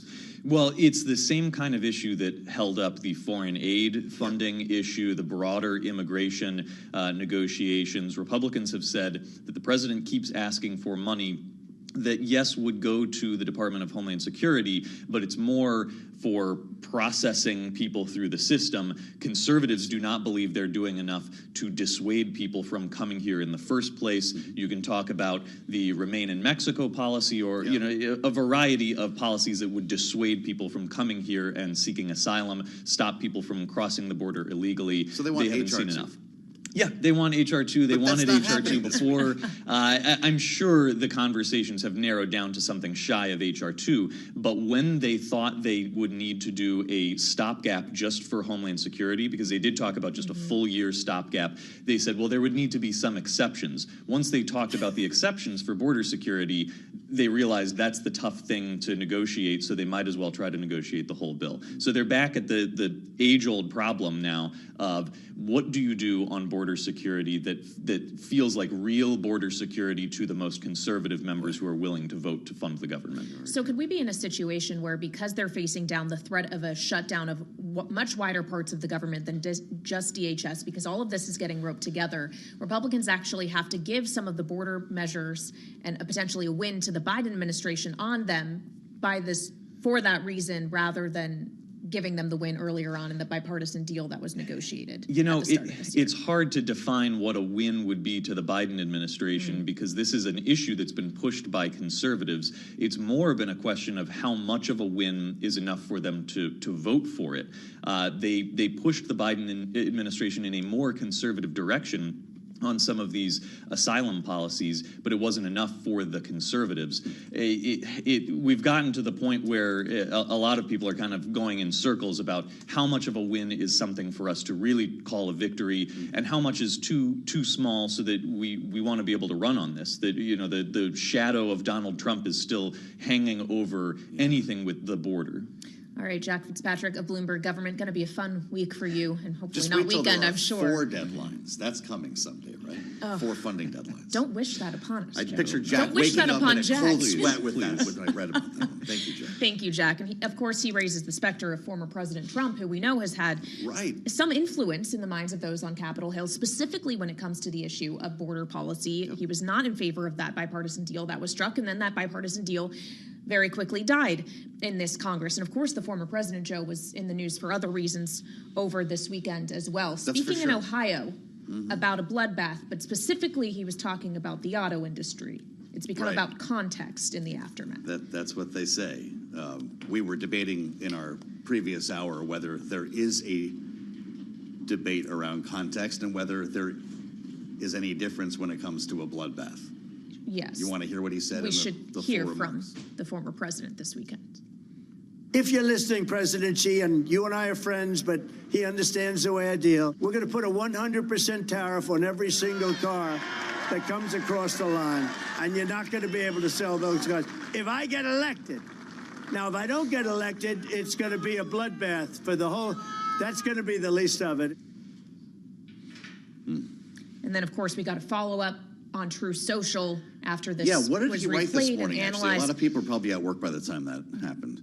In part, the fake news media and their Democratic partners in the destruction of our nation pretended to be shocked at the use of my use of the word bloodbath, even though they fully understood I was simply referring to imports allowed by crooked Joe Biden, which are killing the automobile industry, is the quote from True Social. I still don't get the why a bloodbath would be better if it were over cars. It's still a bloodbath. Well, I guess it raises a question of how this is received in Ohio and in the Republican base, to which he was probably speaking. Well, yeah, this is a big reason why he was there. It is primary day tomorrow. It is, and maybe it matters less if you've already locked up the Republican nomination, but there are down ballot implications in Ohio at stake in the primary tomorrow, and that is where we want to begin now with Spencer Kimball. He is the executive director of the Emerson College Polling Center, who just this hour has fresh data out on that Republican primary. Came out at 1 p.m. Eastern time, and Spencer, great to have you with us as this is breaking here. So your final poll of the Republican primary, this is for the Senate race in particular, 38% of voters likely to support Bernie Moreno, who wasn't leading in your polling just 5 days ago. This has been a pretty volatile primary race thus far. Tell us more about what you're finding now that we're just 1 day out. Well, Kaylee, I think you got it right in that this race has really jumped around. We had Frank LaRose, the Secretary of State, leading this race back in November, and then Matt Dolan had the lead, as you mentioned, last week. But Trump's rally this weekend seems to have given Moreno a bit of a bump in our polling coming into today with a 10-point lead now. A 10-point lead. So to Kaylee's point, just a week ago, this entire race was reverse of what we have now. So Moreno at 38%, Dolan at 29%, LaRose at 12%. This is all about Trump then? Yeah, this race has been interesting. If you look at that number of undecided voters, when we started off, it was at 50%. And even this weekend when we're polling, it was at 20%. But we didn't let those undecided voters off the hook in our polling. We pushed them into who would they actually choose.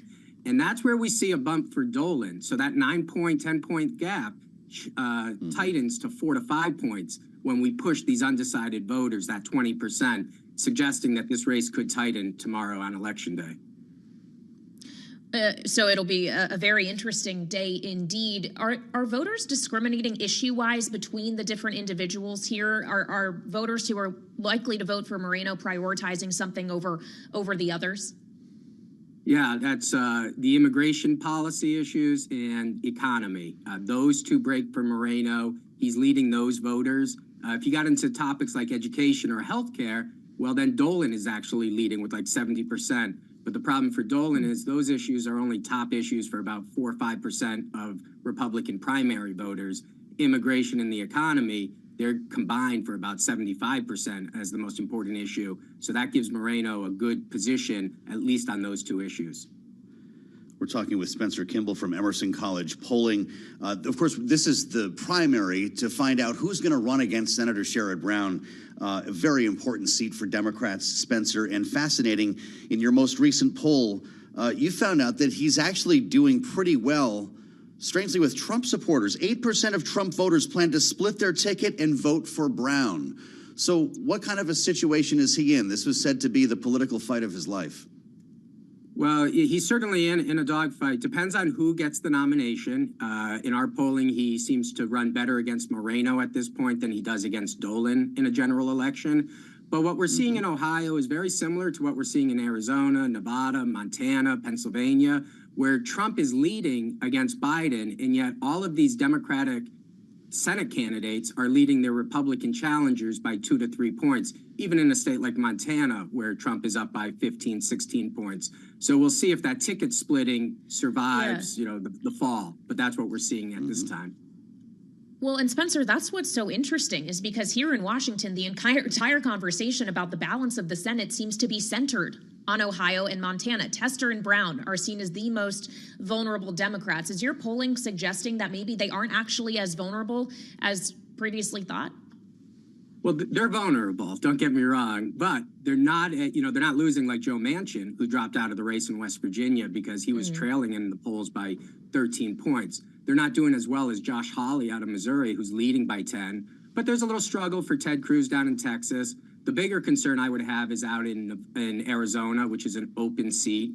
and those are tough. Same thing in Michigan. You don't want to just dismiss open seats that the Democrats are going to keep those. But if they get that ticket split, or if there's a momentum towards Biden at the end of the day, we could see the Democrats maybe holding on to the Senate, but obviously losing West Virginia puts it generally at 50-50, so it'll come down to the presidential election if those other seats hold. Well, I see as you look ahead to Pennsylvania, you've got Casey over McCormick in the Senate race there, 45% to 41%, which is fascinating here. I don't know, when we consider some of the numbers you have on Joe Biden and Donald Trump, if we can just touch the hypothetical for a moment here as well, Spencer, in a state like Pennsylvania, Donald Trump 47, Joe Biden 43, that's supposed to be home turf for Joe Biden. That's So, a Joe, lost what we're race seeing this cycle, that happens. To kind of explain what we're seeing in Pennsylvania, we're seeing it across the country, is 18 to 29-year-olds are voting more like 2000 or 2004 when John Kerry or Al Gore is the nominee, and not like when Barack Obama was the candidate. When Obama's the candidate, the youth vote breaks for the Democrats 2-1, and they were able to carry that in 2016 with Clinton, and to the same extent with Biden in 2020. What the polling this year is showing is that that youth vote is no longer breaking 2-1. It looks maybe by a 10-point lead, and that's what Kerry won the youth vote by in 2004. And in some polls, it's split, and that's what Bush and Gore looked like in 2000. So this realignment of political ideology, particularly with the youth vote, is something that the Democrats are clearly concerned about. There's also just the question of the undecided voters. Spencer, in that poll that Joe was referencing in Pennsylvania, about 10% of voters said they were still undecided in the presidential contest. Do you actually believe that? And is it going to be a matter of undecided voters actually choosing a candidate, or whether undecided voters choose to vote? That's exactly it. Who comes out in this election? Remember, in 2020, we had a record turnout. It was during COVID. We had over 155 million people vote, 15 million more than in 2016. Is that 15 million going to come out again, or do they stay home? And where do they not break?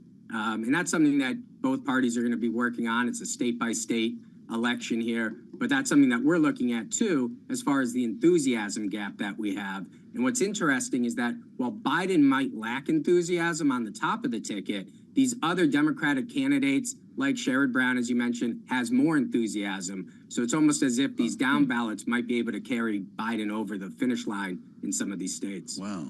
We've got reverse coattails coming here. Spencer Kimball, it's good to see you, Spencer. Great to catch up, and thanks for sharing these brand new numbers with us here for Ohio. Emerson College Polling Center Executive Director. It's good to know important people, Kaylee. We got the first look at this stuff. It's fascinating what we could learn tomorrow. Absolutely. It's going to be an exciting primary race, at least down the ballot in Ohio. We'll see about the top. Not so much on the top. Fair enough. Stay with us on Balance of Power. We have a lot more ahead, including our panel. Rick Davis and Jeannie Shanzano are on the way in next. This is Bloomberg.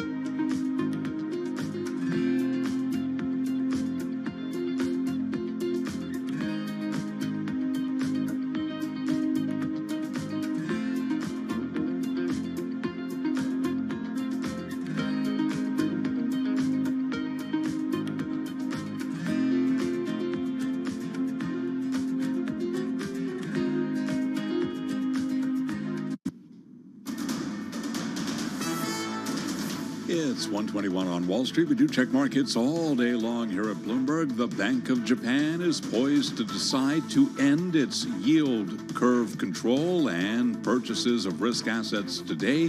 This according to the news agency Nikkei, which did not say where it got the information. Stocks higher across the board. U.S. stocks rallying on this back-to-work Monday with the S&P now up 43 points, up by about 0.8%. Tech giants leading gains in stocks. NASDAQ up 1%. The NASDAQ 100 index up 1.2%, while the Dow is gaining 148 points, up now by 0.4%. 10-year yield at 4.34%, with a 2-year now yielding 4.74%. Spot gold is up 0.2%, $21.60 the ounce right now. Crude oil, West Texas Intermediate at 82.64 a barrel. Crude today up by almost 2%. Bitcoin is slumping 1.7%. Bitcoin now at $67,100 for Bitcoin. Again, recapping, stocks are higher with the S&P up 47, up 0.8%. I'm Charlie Pelleton. That is a Bloomberg Business Flash. Balance of Power continues. Once again, Joe Matthew and Kaylee Lyons. Charlie Pellet, thank you so much. Welcome back to Balance of Power, live from Washington, D.C. on Bloomberg TV and radio in Washington, where the cherry blossoms are blooming. I think they're peak bloom today, actually. Stage 6, that's what they call it. Peak performance of the cherry blossoms. Big time. Peak performance of the U.S. Congress, maybe less so, because once again, Joe, we find ourselves staring down the clock of a government shutdown that could begin midnight Friday, and we're going to take this one right down to the wire, as usual, it seems. That part is true, and a shutdown is suddenly looking more likely. We thought we'd actually get text. We thought they'd do their homework over the weekend, and they did not finish their homework, specifically when it comes to the Department of Homeland Security, DHS, right? The border, how to pay, how much to pay, border agents, where the money should go, and what the policies should be. If they can't get that done today, Kaylee, it's probably going to mean a shutdown because of the hours that would then be required to, do the rest of the making of laws around here. So, yeah, we might actually get a shutdown on this is the fifth turn, the fifth cliff. Yes. See how the panel feels about it. Rick Davis and Jeannie Shanzano join us after, I'm sure, a productive weekend for both of them, Bloomberg Politics contributors. This is it, Rick. Mike Johnson finally gets his first shutdown. It certainly seems to be headed this way, and I'm going to call it the Stumpy shutdown, because Stumpy is the badly disfigured cherry blossom that's going to be uprooted at the end of this season because it just hasn't been able to survive. And I think that combined with Stage 6, this would be the Stumpy shutdown. And I think it's because nobody actually wants a shutdown, but they all want Stumpy. And so I can't figure out, if everybody's saying they don't want a shutdown, why is there going to be a shutdown? Didn't get the language today. You have a 72-hour requirement. That means at earliest anybody's going to see this thing is on Friday. Doesn't really give the Senate time to turn it around. So, you have to be better that we're going to have a Stumpy shutdown. I feel like Rick could sell that story to Mount Vernon, the Stumpy story. I had to Google the story just to make sure Stumpy is in fact real, and he is. The National Park Service announced that 159 cherry trees on the Tidal Basin in West Potomac Park will be cut down later this year to make way for seawall repairs, and Stumpy is among them. Unfortunate for Stumpy. We're going to have to visit Stumpy. We're going to go over there and talk to Stumpy. Yes. Maybe in the a meantime, show remote. Before we talk to Stumpy, we got to talk to Jeannie as well. Jeannie, I don't know if you would also dub this the Stumpy shutdown, but there also just is the question, as always, of how it plays politically. Who will shoulder the blame if this happens? I'm going to stay away from the Stumpy reference. I, too, need to read up on this to completely understand. Although, to Rick's point, I believe this is going to be, if it happens, the first shutdown we've seen during cherry blossom season. I think that's correct. Hopefully it doesn't happen. And hopefully if it does, it's partial and short. But, I think just to take a step back, they knew the funding levels since last May. We are almost 6 months into the fiscal year, and we still don't have this thing wrapped up. It is mind-boggling. And so you may imagine that they sat there all weekend, that they were in at 6 a.m. this morning trying to do this. Oh, no, but the House and the Senate are out. So, It's becoming increasingly hard for me when I talk to students to get them to be exercised by the idea of a shutdown at all. It used to be in the past 10 years ago, 15 years ago, I could say, oh, a government shutdown and everybody would shudder. Now people sort of ho-hum and move on. So, it's really unfortunate. I think in terms of who loses, I think the American public loses. I think both parties in Washington, D.C. lose. And I heard over the weekend that the White House has threatened to veto a CR if it is put forward for Homeland Security. So I assume that means that they feel that they have the upper hand on this. I am not sure I would take that bet, but this is where we are. And it is to nobody's benefit to have a CR in cherry blossom season. Well, I'll tell you what, not a stumpy shutdown, at least, no. And I'll tell you, they won't be here at 6 o'clock in the morning tomorrow either, Jeannie. Just as a symbol of the dysfunction, Rick, I'm curious your thoughts on what Tom Emmer had to say over the weekend, the majority whip, suggesting that next year, if Joe Biden is still the president, they do not invite him to deliver his State of the Union address. Quote, I think you've got to rethink issuing invitations if it's not going to be a State of the Union, and that was a campaign speech, unquote. Of course, we said before the speech that it would be campaign related, Rick. That's what you get. And well, Donald Trump certainly had a couple of those, didn't he? Yeah, well, he had one during a campaign season. I guess, look, I mean, it's a little naive to think that a president in a campaign election year with a speech this late in the season, the latest State of the Union in modern history, that he isn't going to make it sound a little bit partisan. And it's pretty clear that certainly for the House of Representatives, that the number one person that seems to have influence in their legislative appetite is the quote, the predecessor, Donald Trump, who was named 12 times in the speech. So I don't think any of this is a surprise. I've seen other members echo this. Joni Ernst said earlier last year that maybe we shouldn't invite the president to give a State of the Union unless he's got his budget there in advance that we can look at and see his, national security strategy. So look, I mean, I think the biggest thing is it's all a compliment to Biden, because if he'd have bombed, they'd want him in there every month.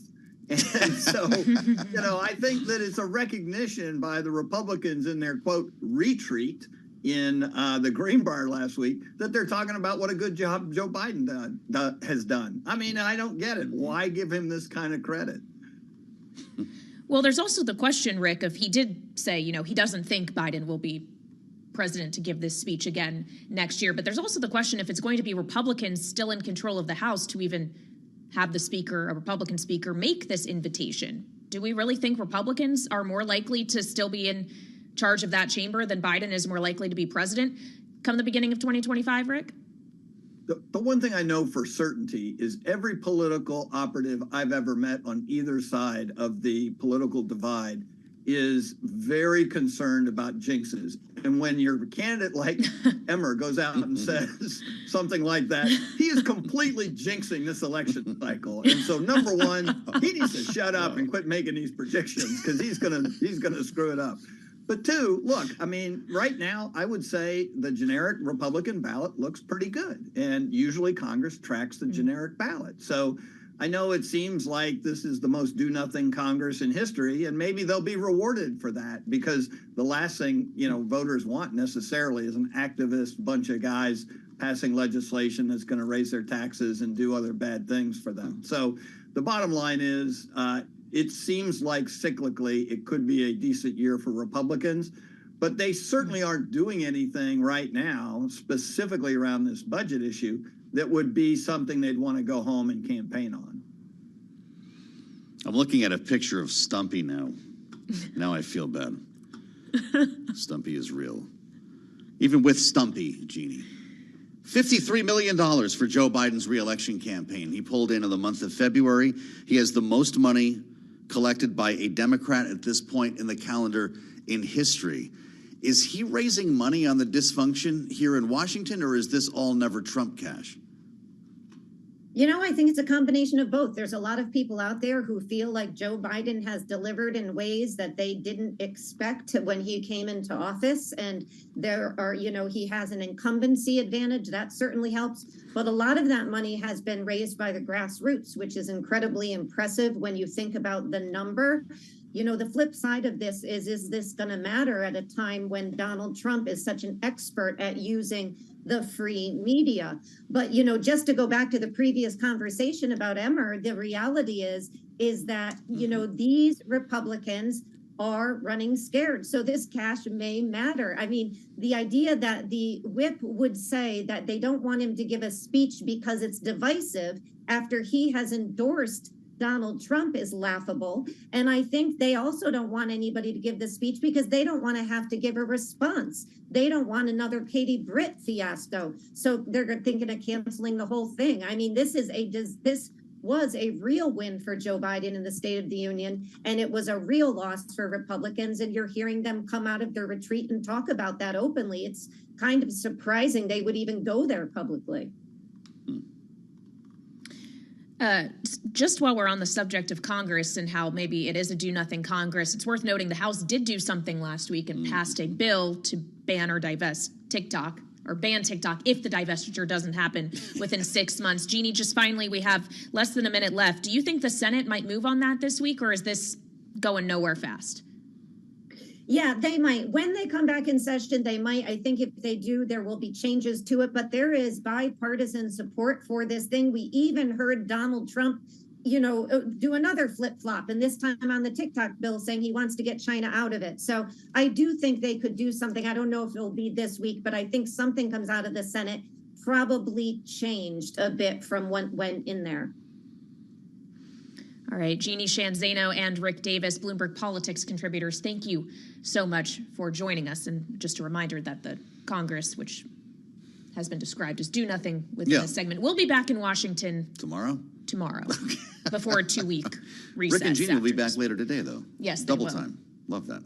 On the late edition of Balance of Power. And that's what's so good about Mondays. And on this Monday, let's get a check now on world and national news. Amy Morris has that in our 99.1 newsroom here in Washington. Hey, Amy.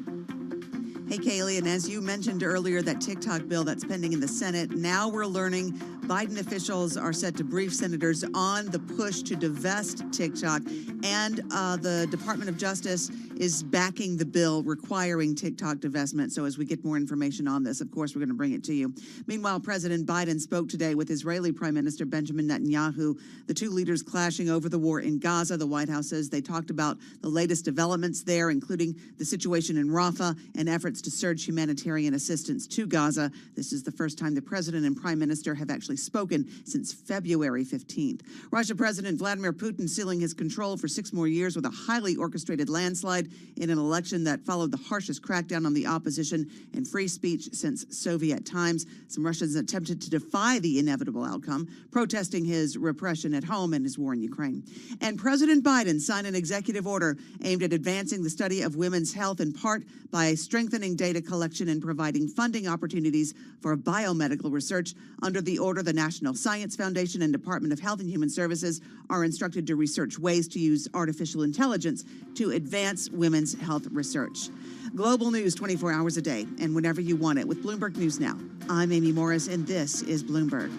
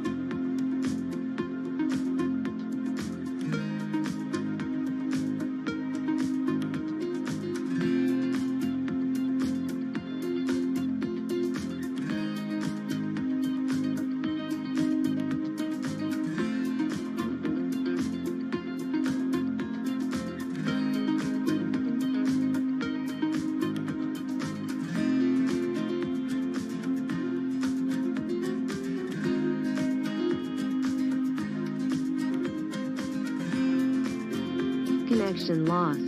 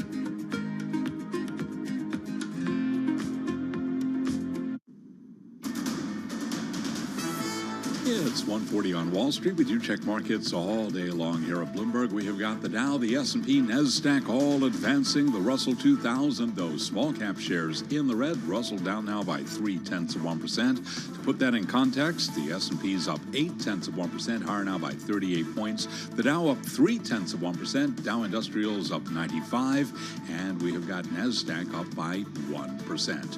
10-year yield 4.34%, with a 2-year now yielding 4.74%. Spot gold up 0.2%, $21.59 for an ounce of the precious metal, while West Texas Intermediate crude now up 1.9%, $82.59 for a barrel of WTI.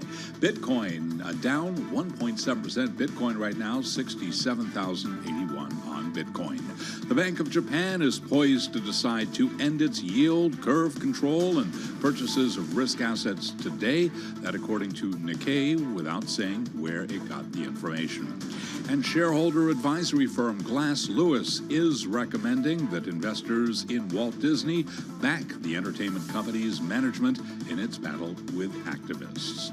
Again, recapping, stocks are higher. S&P up 37, now up 0.7%. Balance of power continues. Back we go to Washington once again. Your hosts, Kaylee Lyons and Joe Matthew.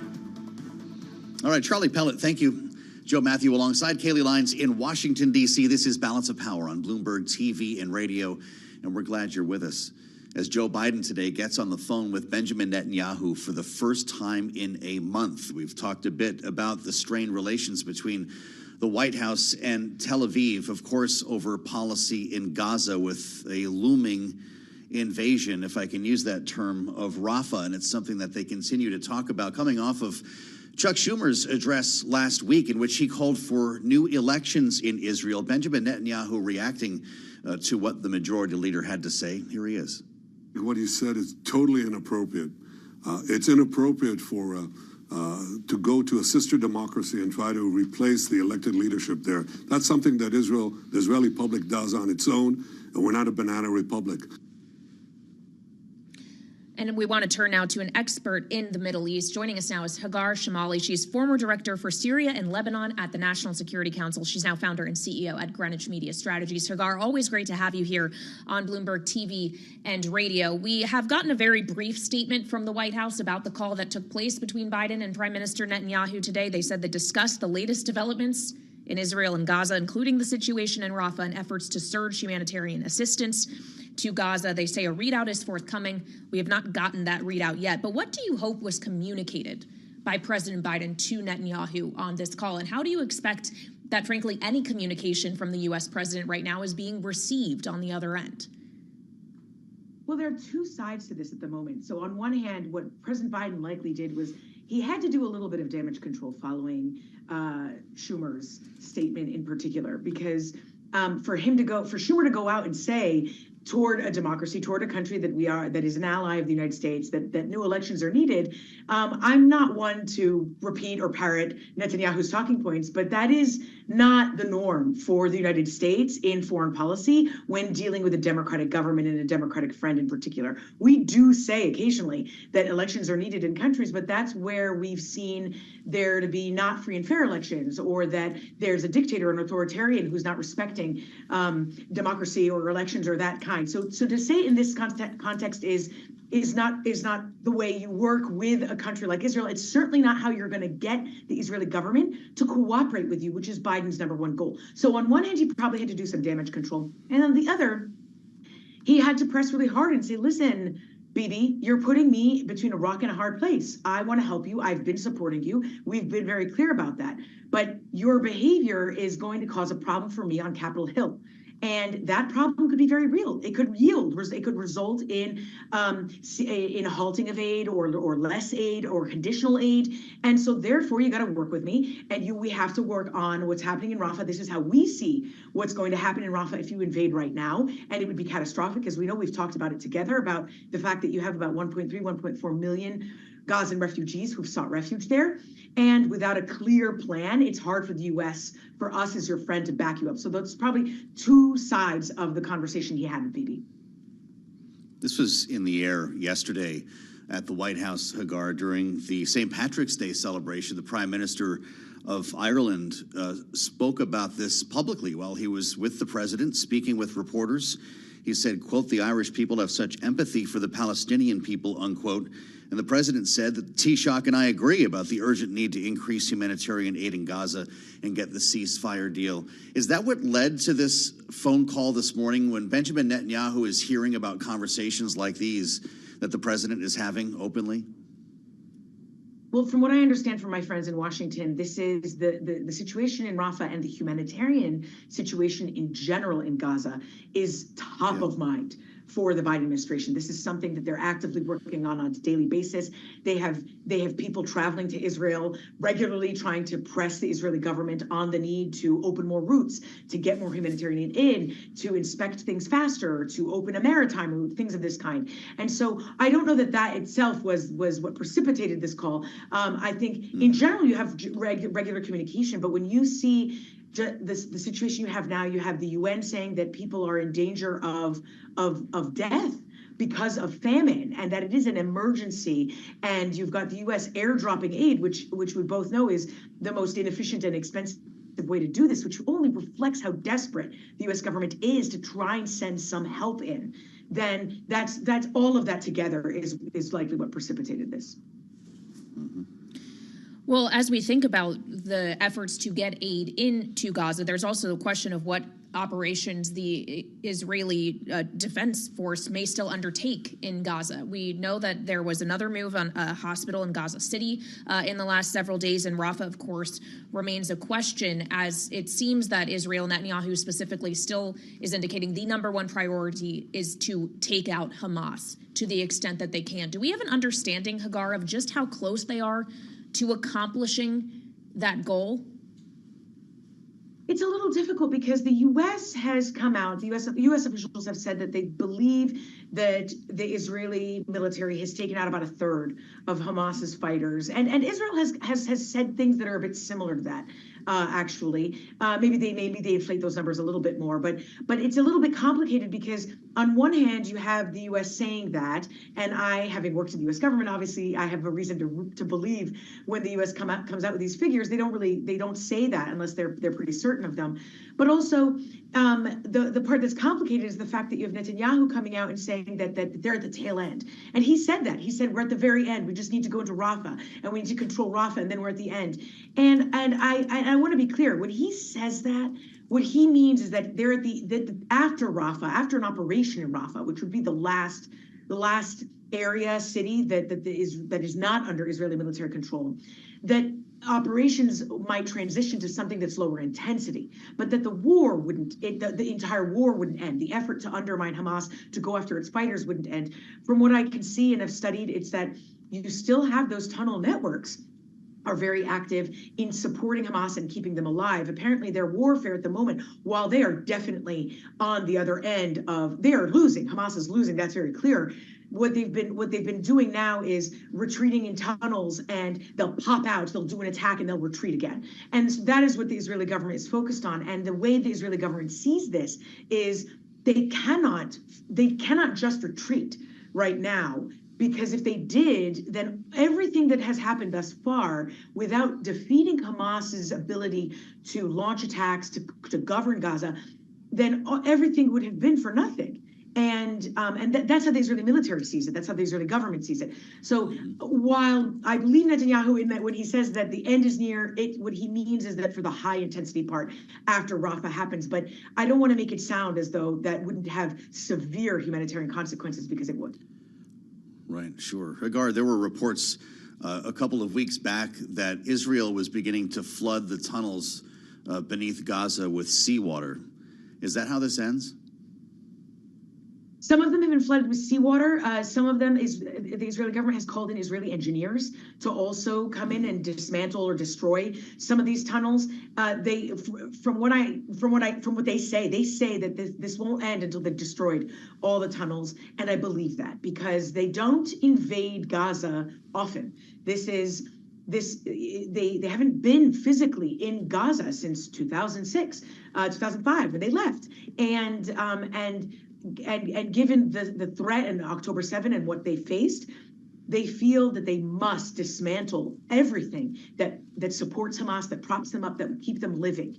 And you can tell that the U.S. government agrees with that somewhat, because otherwise the U.S. would be calling for an immediate permanent ceasefire right now. And they're not. They're calling for a temporary one because they want to get some hostages released. They want to gain some time so that maybe they can lay the groundwork for a permanent ceasefire. But that permanent ceasefire could only take place if Hamas isn't governing Gaza. So they want to create the space for that in a way that doesn't create such humanitarian devastation and catastrophe. But at the end of the day, both sides agree on the need to defeat Hamas completely. It's just that the U.S. would like to see it in an approach that protects civilians as much as possible. Hagar, it's great to have you back. Thanks for the insights. Hagar Shamali, now at Greenwich Media Strategies, formerly National Security Council. Thanks for being with us here on Bloomberg. I'm Joe Matthew alongside Kaylee Lyons as we join you live from Washington today with an eye on Moscow over the weekend. Kaylee, Vladimir Putin has become the longest serving leader of Russia since Joseph Stalin. Yep, winning decisively in the election over the weekend with more than 87%. Yeah. Headlines of the are vote, remarkable. with almost all of them counted. Yeah, amazing. In a exercise that many saw as preordained. Dan Flatley is with us now from our national security team to talk about not only the results here, but an emboldened Putin. Dan, it's great to see you. Somehow he does it again, a fifth term, go figure. But some of the language that we heard from Vladimir Putin, specific to Ukraine, quote, in some areas, our guys are simply cutting the enemy to pieces right now. What's going to happen now that he's put this election in the bag? Yeah, well, certainly it gives him the space to say, you know, look, I still have the support of the Russian people, whether that's, you know, true or not, you know, based on the vote totals that we've seen. He can say that, and he can make that argument. And his position all along has been that, you know, Russia will outlast Ukraine and will outlast Ukraine's allies. So he's looking at the United States. He's looking at some of the divisions here, certainly at the fact that Congress has not passed the most recent round of aid that the Biden administration has requested, and sort of saying, look, you know, I'm even more in power now here in Russia than I have ever been. Now the longest serving leader since Joseph Stalin, as you said. And my call to invade Ukraine, to defend Russia's interests there was the right one, and we will outlast our enemies. And so now he has that, at least the veneer of that argument to make. And so I'm sure that's what he'll be saying. And then it's sort of up to Ukraine and its allies to come up with an answer to that. And so that's what we'll see here. Well, and on the subject of allies, just within the last week, Joe and I have had conversations with the president of Poland, with the prime minister of Latvia, Ukraine's neighbors that very much fear what Russia could do next if they are successful in Ukraine. And it's worth noting that Putin, in remarks over the weekend, also said that any conflict, direct conflict between Russia and the NATO alliance would be one step away from a full-scale Third World War. Should we be reading that as a threat or a sign that perhaps Putin would be reluctant to take that kind of move against a NATO ally? I don't think he wants to tangle with NATO, Putin, I mean. I don't think he really wants to tangle with the NATO alliance. I think some of that is bombast, and you know, he's trying to make that argument. Although there is certainly some, you know, the fact that he won so handily, and again, you know, the legitimacy of that is somewhat in question, but the fact that he now has that support and that ability to argue that does give him perhaps a feeling that if it came to challenging NATO more directly, he would be able to do that. Now, of course, this all depends on, you know, how the election plays out later this year between Biden and Trump, and what Putin feels like he can get out of a, you know, second Biden administration or a second Trump administration. And also, you know, is he able to basically outlast the U.S.'s ability to keep the Ukrainians funded? I was really struck by the Noon Against Putin protest encouraged by Alexei Navalny before he died. On Election Day at high noon, protest votes line up, and they did line up at some polling stations. Did those people put their lives on the line, or that's just noise for Putin at this point? No, I mean, I think absolutely. I mean, you'd have to be very brave to do something like that in today's Russia. When you look at the vote total, almost 88%. I believe it's at least 10 points above what Putin got the last time he was up for election. So, you know, and in a time of war. So if you're in that position of power, you're not willing to brook any type of challenge. You want to kind of quash that. And you know, the Russian surveillance state is such that I have to believe that those people will, you know, their presence will be marked. And certainly what happened with Navalny, Putin addressed that as well, called it a sad event or tragedy or whatever the term was. But obviously that was in some way connected to his desire to hold on to power in some way as well. So, you know, it's a very difficult prospect for those in Russia who oppose him. All right. Thank you, Dan. It's great to see you. Dan Flatley with us from our national security team. Kaylee, a fifth term in office for Vladimir Putin.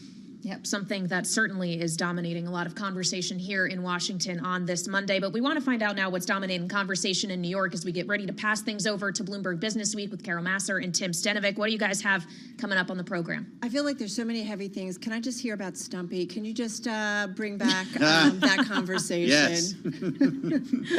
Long live Stumpy. We're going to go take selfies with Stumpy just for you, Carol. Oh, my God. Listen, we're going to talk definitely Google and Apple today, Tim. Yeah, and did you guys know there's a Fed meeting this week? Is that on your radar? Oh, we did hear a mention of that. Okay. Yeah, a little bit of that as well. You're going to take care of that for us. We are. Bloomberg Business Week starts right now.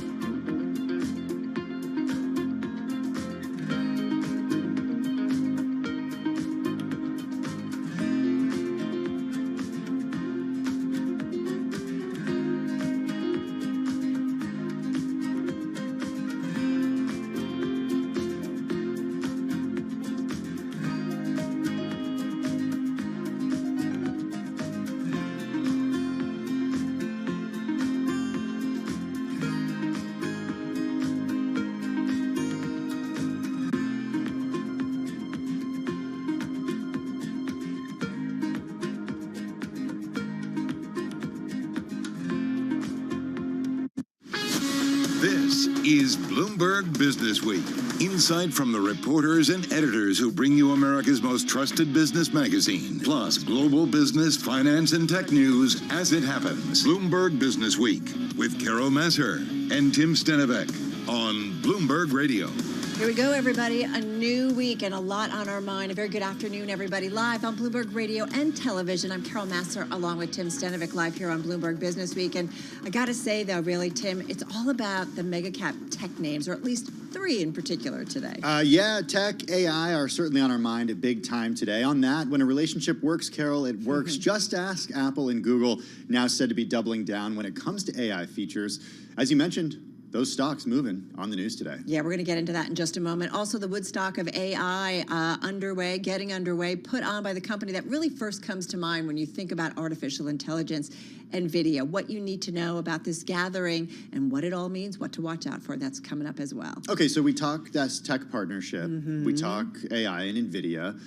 There's also a Fed meeting going on this week. It's pretty important. We're actually seeing the U.S. two-year yield at highs for the year. So we're going to get a little preview of what to expect and also what Jay Powell's not talking about today. Yeah, he's probably not talking about what Elon had to maybe say in a recent conversation. That's in our One More Thing. Elon saying it's in the best interest of his investors. We'll break it down in just a moment. First up, though. Yeah, let's go to Charlie Pellet for a check on the day's trade and top business stories. Hey, Charlie. Well, hello there, and here's what's going on. The Dow, the S&P, NASDAQ, all advancing right now. Back to work Monday with the S&P up 0.7%, higher by 40 points right now. 51.57 on the S&P. We have got the Dow Jones Industrial Average advancing. S&P, as I mentioned, higher with the Dow up 0.3%, up 115, while the NASDAQ Composite Index is up 169, up now by 1.1%. The 10-year now at 4.34%, the 2-year 4.74%. Spot gold up 0.2%, 21.59 the ounce. West Texas Intermediate crude oil up 1.9%, 82.60 for a barrel of WTI, where Bitcoin is lower by 1.3%, 67,388 on Bitcoin. The Bank of Japan is poised to decide to end its yield curve control and purchases of risk assets today. This according to Nikkei, without saying where it got the information. Sources tell Bloomberg Apple is in talks to build Google's Gemini artificial intelligence engine into its iPhone, setting the stage for a blockbuster agreement that would shake up the AI industry. Apple up 1.4%, Alphabet up 4.8%, a topic we'll have a lot more for you on coming up on Bloomberg Business Week. Again, recapping, S&P up 41 now, up 0.8%. I'm Charlie Pellet, and that is a Bloomberg Business Flash. All right, Charlie, thank you so much. Well, it is the doubling down of a relationship that's already existed for many years. We're talking about that between two very well-known household tech giants that have been in the news a lot, and we're talking about Apple and Google specifically. Yeah, this story by Bloomberg's Mark Gurman, an exclusive, and it's among the most read stories on the Bloomberg today. It certainly caught the attention, too, of investors, sending both stocks higher today and giving a lift to the overall equity trade today. All right, so let's get to it. For more on what's going on, let's bring in Mark Gurman on his story. Mark is Bloomberg News chief technology reporter, joining us from L.A. Along also with us is Bloomberg News senior executive editor for global technology, Tom Giles. He's here in studio. Mark's story, though, as we said, an exclusive among, I think it's the most read. Mark, let's start with you. Lay it out for us in terms of the news and what you are hearing. Yeah, we are hearing that Apple and Google are in talks for Apple to license Gemini, that's Google's top generative AI large language model, for integration into the iPhone and iOS 18 and the iPad later this year. Apple has its own homegrown AI, including some Gen AI, that will be baked into the device. Those will be models that run on the phone themselves. But what a lot of consumers are clamoring for are like Gemini, Microsoft Copilot, ChatGPT, the ability to type in a short prompt and get an essay, a letter, or an image or whatnot created for you. That's very reliant on the cloud. It's a very expensive endeavor. Obviously, that comes with a lot of challenges and scrutiny as well. And so Apple felt like going with a partner, at least this year, is in its best interest. It has talked to OpenAI, and it has talked to Google. The OpenAI talks happened recently, but the Google talks are active. And it appears both Google and Apple are keen on getting something done by June. Obviously, this could still fall apart. But this is what's happening right now, the two being in discussions. Hey, Mark, does it also tell us a story? Does it tell you a story about where Apple is when it comes to its progress on AI right now? Or lack thereof? Yeah, that's the real question. It tells us that Apple has not made as much progress as it would need to on the generative AI and cloud-based generative AI front specifically. I do think they have made a lot of progress on on-device AI and day-to-day usability, but either it has not made progress or it doesn't feel like it needs to make progress on cloud-based Gen AI, specifically based on short prompts. I would imagine it does come down to the fact that they know they need to get this out this year. They know Google's the best. Why not expand that search deal, maybe make some money off of it too, while having far less liability than they would if they went in-house. Yeah, I do feel like the pressure is on all of the big tech names to kind of really move forward when it comes to AI. Tom Giles, come on in on this, because I feel like when you hear Apple and Google get together on anything, I feel like exponentially the impact, and I think about regulators just being like, wait, what are you two doing now again? As we saw this story coming together, the wheels in my head started turning immediately. My thinking is DOJ and FTC are going to look at this agreement, should it come together, with great interest. As we all know, DOJ is already looking into that relationship between Apple and Google that gives Google added prominence on the iPhone. When it comes to search, right? When it comes to search, right. But so if you see something that deepens the relationship between two of the most powerful companies in the world, you're going to want to make sure that that's not something that's going to thwart competition or in any way hurt the consumer, somehow keep competitors from getting into this space. So there's lots of questions that they have that they're going to ask. And already the FTC is looking at the relationship when it comes to AI between Microsoft and OpenAI. So these kinds of things, they're going to Where's my whiteboard? I'm assuming you guys have this massive whiteboard. They're going to want to look at the details, the fine print. So, Mark, it's funny when you talk about Apple and Alphabet, they're certainly competitors to the extent that Alphabet has the Android operating system, which is the biggest operating system in competition with Apple's iOS. But at the same time, they are partners, and Apple has had partnerships with once rivals in the past. I think back to this event in 2015 when I think it was an iPhone event or maybe an iPad event where a Microsoft executive was on stage, and it was such a big deal that like a Microsoft executive was actually on stage at this event. If this partnership comes to fruition, is it that big of a deal or is it not that big of a deal because Apple and Google have had a partnership in the past? I certainly remember that iPad Pro announcement that was in September 2015, and Microsoft at the time, under their new CEO, Satya Nadella at the time, their goal was to get their software and services everywhere. Apple's goal at the time was to make the iPad more of an office device. And so there was some mutual benefit there. Getting Office on the iPad would be good for both parties. In this case, getting Gemini built into the iPhone would also be good for both parties. Apple would be able to push new AI features that everyone's clamoring for to its 2 billion users, and Gemini would be gaining many more users and a stronghold on, one of the most popular devices of our lifetimes, right? And I want one more thing I want to add. Tom's point is excellent about the FTC and the DOJ. Our thinking on this is that in order to combat those concerns, Apple probably will have to have an API or some sort of feature for other generative AI providers, maybe OpenAI, maybe Anthropic, maybe someone else, to be able to integrate themselves into iOS as an alternative. And better yet, Apple probably would have to let users choose when you boot up the phone for the first time who you want your generative AI provider to be. Or as Tom said, the DOJ and FTC are going to be smelling around pretty quickly. I also do wonder about Gemini, Apple, Google. Who benefits more? You just said, Mark, Gemini into the iPhone, it's good for both parties. Did one of them need to do this more than the other? Was the pressure on Apple to get moving? Yeah. I would say the easy answer is the pressure is more so on Apple, but I think there's pressure on both companies, right? Google, search obviously is down. Google is looking for, new areas of growth and getting its, next big thing on the world's biggest or second biggest platform. that's a big deal for them. They're already owning their own in-house platform. They'll own number one, and now they could own number two on AI as well. So I think the pressure is probably equal on both. Maybe more so on Google, because I think if Apple didn't do anything this year on the AI front, if they didn't do this, it would be a bad look. We'd certainly criticize them heavily for it. But would their revenue drop significantly? Would people stop buying iPhones? Probably not. So certainly maybe the pressure is more on Google, but certainly on both. From the investor point of view, you have to look at the perception that there are some players that are far further ahead when it comes to generative AI. A lot of people are giving a lot of props to Satya Nadella and Microsoft for getting in on that relationship with OpenAI at an early stage, making a big investment and being seen as leaders. There's a lot of criticism about Google, on the other hand, as being something of a laggard. They should have been way ahead of the game when it comes to AI. They've got DeepMind. They had their own AI team at work. Sometimes those two teams worked at loggerheads with each other. Right. They're getting that better, but they are seen as being behind Microsoft and its relationship with OpenAI.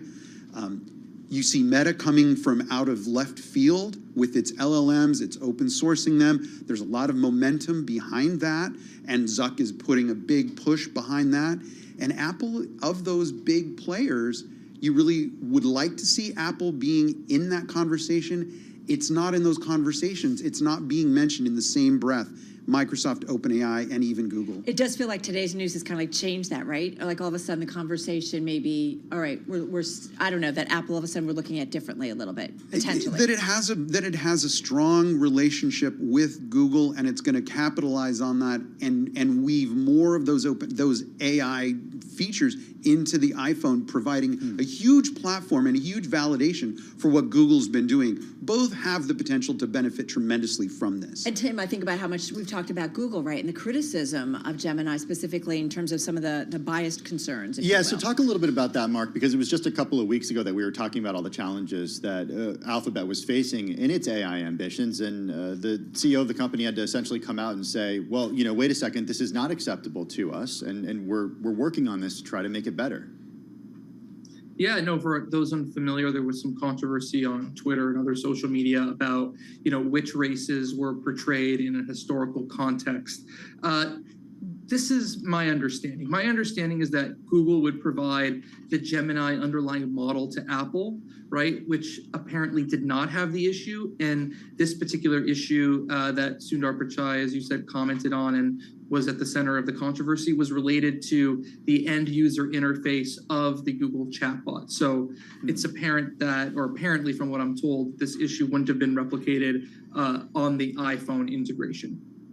It's really interesting. Tim and I are both reading Kara Swisher's book that kind of takes you through so much in the technology world. And I know our own team has really just chronicled it so well over the last couple of decades or the last decade and a half. But I just think about how, Tom, there are companies that were so much seemingly at the forefront, then all of a sudden they weren't. And I do feel like you see this jockeying among, especially some of the establishment, of like, we got to be on this because this is what we all think is the next wave. Well, I'm really struck by, if you look at the share price of these companies, I mean, Apple rocketed ahead, became the world's most valuable company, but its stock has kind of, taken a turn for the worse.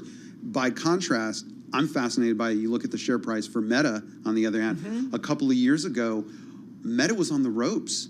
We were talking about the existential threat posed by companies like TikTok, for example. Right. We were talking about the things that Apple has done in sort of changing and making it harder for you to monetize advertising on the iPhone, and that really hurt Facebook. A couple of years ago, their stock was tanking as a result of all these things. Now look at how Meta's performing vis-a-vis Apple. The story has changed dramatically. Well, Tom, I'm curious about this idea of a land grab for AI going on right now, because each of these big mega cap companies has their own identity, right? Facebook, Meta owns social networking.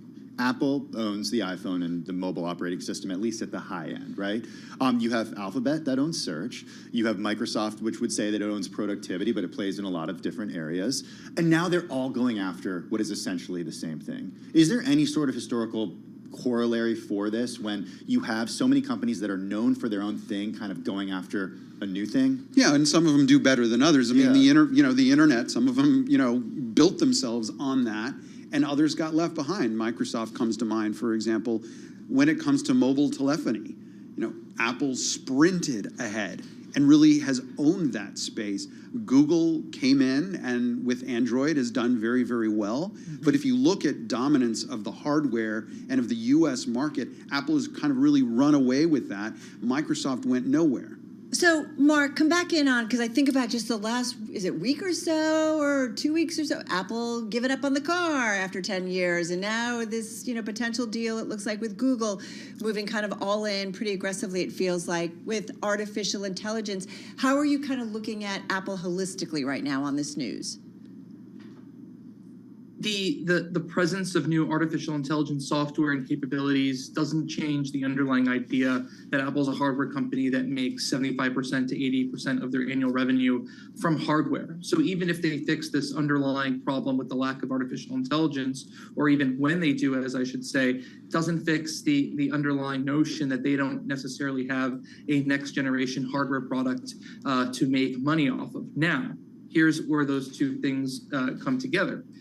AI could enable all sorts of new hardware products in the future. What do you mean by that? The by very core of that would have, well, the car was an AI product, right? A self-driving car is AI hardware. Right. And now that AI hardware is no longer happening. So they're going to have to figure out some sort of new hardware category, whether it's based on AI probably or not, to really move the needle revenue-wise. The iPhone has completely plateaued. The iPad has been sinking. The Mac has plateaued. Some of their other products, AirPods, Apple Watch, etc., those are growing, right? But those are not meaningful contributors to the bottom line. The jury is still out on the Vision Pro. There are some other future categories that they're working on. Some I'll mention now and some I won't, including AirPods with cameras, augmented reality glasses. But those don't really change the fundamental story. The question is, what is the next big thing that could bring as much revenue and interest in as a car? And I think even for Apple right now, it's a little unclear. Hey, Mark, I've got a question for you. In the last few seconds, can you talk about where and how Apple might use this for Vision Pro? And real quick, Mark, about 30 seconds.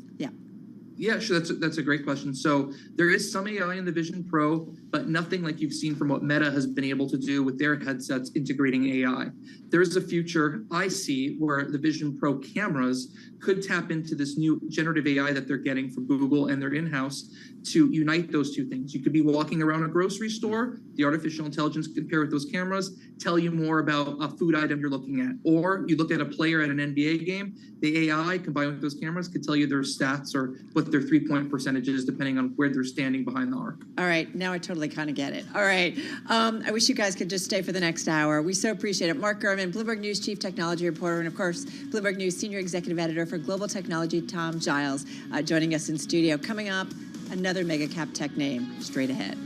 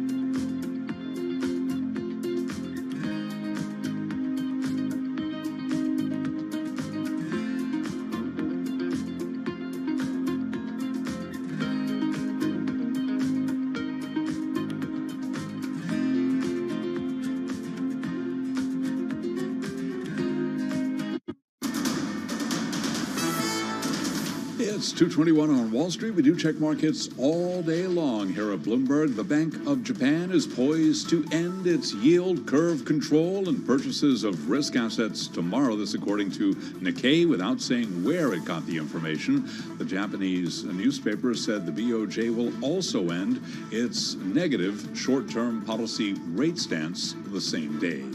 Tech giants leading gains in stocks today with the Dow, the S&P, and NASDAQ all advancing. Russell 2000, though, is having a down day. The Russell falling by 0.1%, but the S&P right now higher by 0.8%, up 42 points to 5160. The Dow Jones Industrial Average up 147 now, up 0.4%, while NASDAQ is up 181, up by 1.1%. 10-year 4.34% with a 2-year 4.74%. Spot gold up 0.2%, $21.59 the ounce. West Texas Intermediate crude up now by 2%. WTI 82.67 a barrel. Bitcoin down 1.7%, 67,127 on Bitcoin. Fisker is pausing production for the next 6 weeks as the electric vehicle maker looks to rein in inventory and avoid possibly having to file for bankruptcy. Fisker shares, they are plunging today by 12.8%. Again,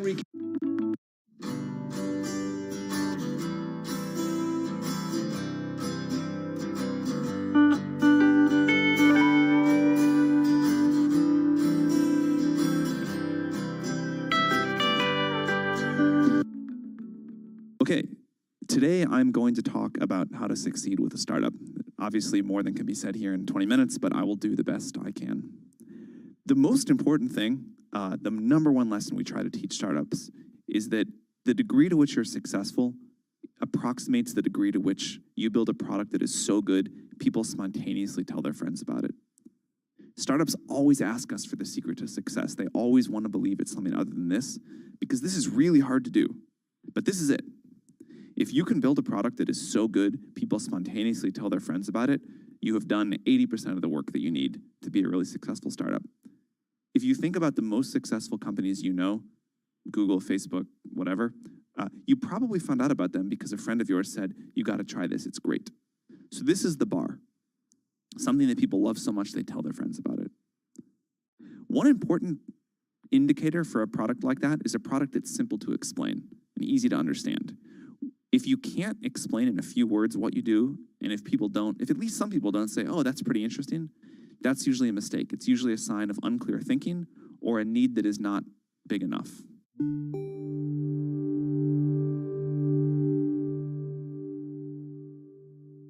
I want a bank that shows me what I spend instantly. We're Monzo. Give us a go. See? Well, I want a bank that can help me budget for the things I need. Like a new leather jacket for Bingo. We can do that. Bingo's my cockapoo. Hi, Bingo. It's a real faff to sign up. It takes less than 10 minutes. Race you. You're on. Time's up. How'd you get on? It's a draw. Is it? We hear you, Bingo. You make Monzo Monzo.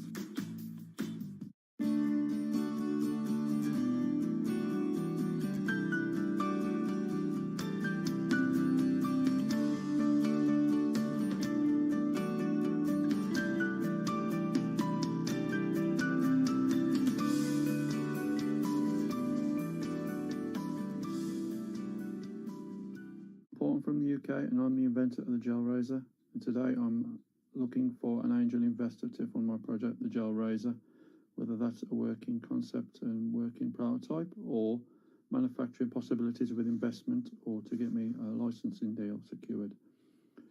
If you go in any supermarket today, you will see packets of razors sold separately with tins of mousse or gel. Hence I developed the all-in-one. The idea is you pressurize the handle. The gel flows through the reservoir up to the head of the razor, coating the blade, ready for shave. My target market is 18 plus, male or female, male blue version, female pink version. What I'm looking for in an investor is someone who's passionate, determined, shares my vision. That's an important step for me, and willing to succeed as I wanted to succeed myself. Patented in the UK in 2021 September.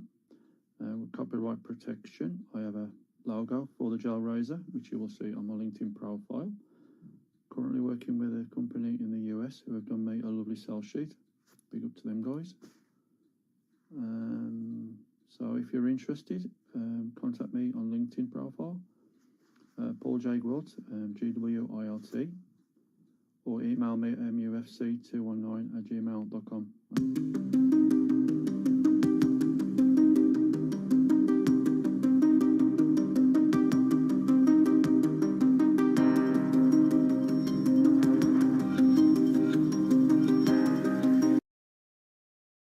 On and so forth. You look at the balance sheet of NVIDIA. We talk about it all the time. It's got right now a forward PE of just about 36, a current PE of over 70. Help me understand, you know, there's sometimes folks who say maybe it's getting ahead of itself. How do you see it fundamentally? Because I think when it comes down to it, every time they report, we continue to be impressed. Yeah, I mean, so when you look at the multiple, right, this is the sort of, it is still rich compared to the sector, but it is at a more reasonable point it has been in the last 2 years. And I'm talking about forward-looking multiple. The second point is, yes, it has significant growth, and sort of the headline risk now is, can it continue beating and raising at this magnitude? We do think the acceleration of the magnitude of beat and raise we have seen in the past won't continue in the future, especially during this window, right? Like I said, the supply constraint limits from how much of the new B100 they can keep selling, Do we know which is going to be... Do we know, Kunjan, how much they can produce, how much they can sell? Like, what does the ramp up look like? Not in terms of exact numbers, but we think the amount of H100s they were shipping when it was first launched, the B100s might be slightly higher, because remember the supply chain now has had about 2-3 years to be ready to support this NVIDIA volume. And another thing is now, before, back when ChatGPT was announced, they only had this one product, right? Now they have a slew of different products, and the H100 supplies have significantly risen, where the lead times have come down from 9 months to about 3 to 4 months now. So there is still more availability, where if you cannot get all the B100s, you can still fulfill your current demand with other chips like A100s, H100s. What's the price differential between these different chips? The B100 pricing has not been announced, but we think it will be at least 15 to 20% higher than the 30,000 to 50,000 of the predecessor. Yes. Okay. And do we know margins on these exact chips? Their data center, yeah, the segment, we estimate the margins to be sort of in the mid-70s to the high 70s, when we're talking about almost close to a software company gross margins. Wow. We are also, it's like pretty, I know, right, exactly. Well, this is why when you say, you know, NVIDIA rich versus the sector, but NVIDIA versus the sector, I mean, is it safe to say that they're in a league all their own compared with the rest of the semi space? Oh, of course. I mean, they have about 97 market share, right? I mean, that tells you something. One thing I do want to ask you, and I'm curious what we're going to hear, what's the tell from the NVIDIA CEO today? And there's this great story that's out on the Bloomberg by our own Ed Ludlow, and he says when he gave his first GTC keynote, which is this event, the NVIDIA GPU Technology Conference, when Jason Huang, I think it's Wang? Jensen Huang, yeah. Jensen Huang, excuse me. When he first gave his GTC keynote back in 2009, there were fewer than 1,000 seated before him in the ballroom. NVIDIA shares have jumped more than 24,000% since 09, since then. And this time around, there'll be a live audience of 10,000. It just says so much about kind of the change in this company and the trajectory and how it's become kind of the North Star, if you will, when it comes to AI. No, definitely. I mean, beyond just NVIDIA-specific exciting news, right, which everyone expects, why it's also more important that the level of optimism and the positivity and the details that he shares also will have big implications on the remaining AI names, especially in the semiconductor and hardware space. You know, it could drive, like, how will the supply chain get impacted? And we actually published a pretty significant note where we talk about how each of these announcements that we expect from NVIDIA could have ripple effects in the supply chain, the substrate providers, the packaging, the foundry, etc. So it definitely is sort of a North Star for an overall AI sentiment. Are there any names in particular in that supply chain that you're watching really closely for post his comments today? Yeah, there's some server hardware names. Because I don't cover them, I could not name them right now, and definitely some advanced packaging and substrate technology names. Okay, so I'm curious about potential competitors here. It's a question we ask Ian King all the time when he comes on to talk about. Is there a competitor? That's the real question. I mean, with so much demand for this stuff, we know that companies such as Intel and AMD are working to be competitors, but how would you characterize the competition? Yeah, the competition is mainly twofold. One is their chip peers like Intel and AMD, and the second is their own customers, right, who have the firepower, the technology portfolio to really design their own chips. I think the rising competition is now coming, the one that could impact more on the revenue is from their customers. What do you mean by that? So, Microsoft, Amazon, Google designing their own ASIC accelerators. So GPU is essentially an accelerator. It's a type of a merchant silicon chip that everyone can go buy and implement. And these large cloud customers and hyperscalers are designing their own chips. They're getting better at that. And so that sort of eats away from the amount of GPUs NVIDIA could sell to these customers. All right. Question is, can they pull it off anytime soon? It's pretty amazing. Yeah. Again, we're looking at NVIDIA up about 78, almost 79% so far this year, and easily outperforming the second best performing name in the S&P 500 by kind of a wide margin, and outperforming in a big way the Philadelphia Semiconductor Index. All right, Kujan, thank you so much. Kujan Sabani, Senior Semiconductor Analyst at Bloomberg Intelligence in our bureau out there in San Francisco. We'll be looking for some headlines out of that event a little bit later on, and certainly when Jensen Huang begins to speak, the CEO of NVIDIA, we'll certainly be tracking that step by step. Okay, well, coming up, not sure AI is yet going to come for Wednesday's Fed meeting, but what will come, we're going to talk about in just a moment. First up, though, a check on what's going on in world and national news. We got Amy Morris in the Bloomberg 99.1 newsroom in D.C. Hey, Amy. Hey, Tim, we are learning more now about that phone call between President Biden and Israeli Prime Minister Benjamin Netanyahu. The two leaders, as you know, have been clashing over the war in Gaza. Well, Netanyahu, at Biden's urging, is set to send Israeli officials to Washington to discuss some prospective Rafah operations. In the past month, the rift between these two men has widened over that military campaign and the increasingly problematic humanitarian crisis in Gaza. Donald Trump says he can't post a full bond while he's appealing New York State's civil fraud $454 million verdict against him. The former president told a New York appeals court today that posting bond for the entire penalty would be a practical impossibility and that it would require a fire sale of assets. Former CNN anchor Don Lemon has released the first episode of the show that he says rubbed ex-owner Elon Musk the wrong way. As with all my interviews, no restrictions, no ground rules, nothing off limits or out of bounds. That is until the interview ended. So what went wrong? I don't know. But my hope is that you learned something about both Elon and me, two people who come from completely different vantage points on almost every single issue. Don Lemon, including timestamps in which he asked Musk about endorsing a presidential candidate, among other topics. Global news 24 hours a day and whenever you want it with Bloomberg News Now. I'm Amy Morris, and this is Bloomberg.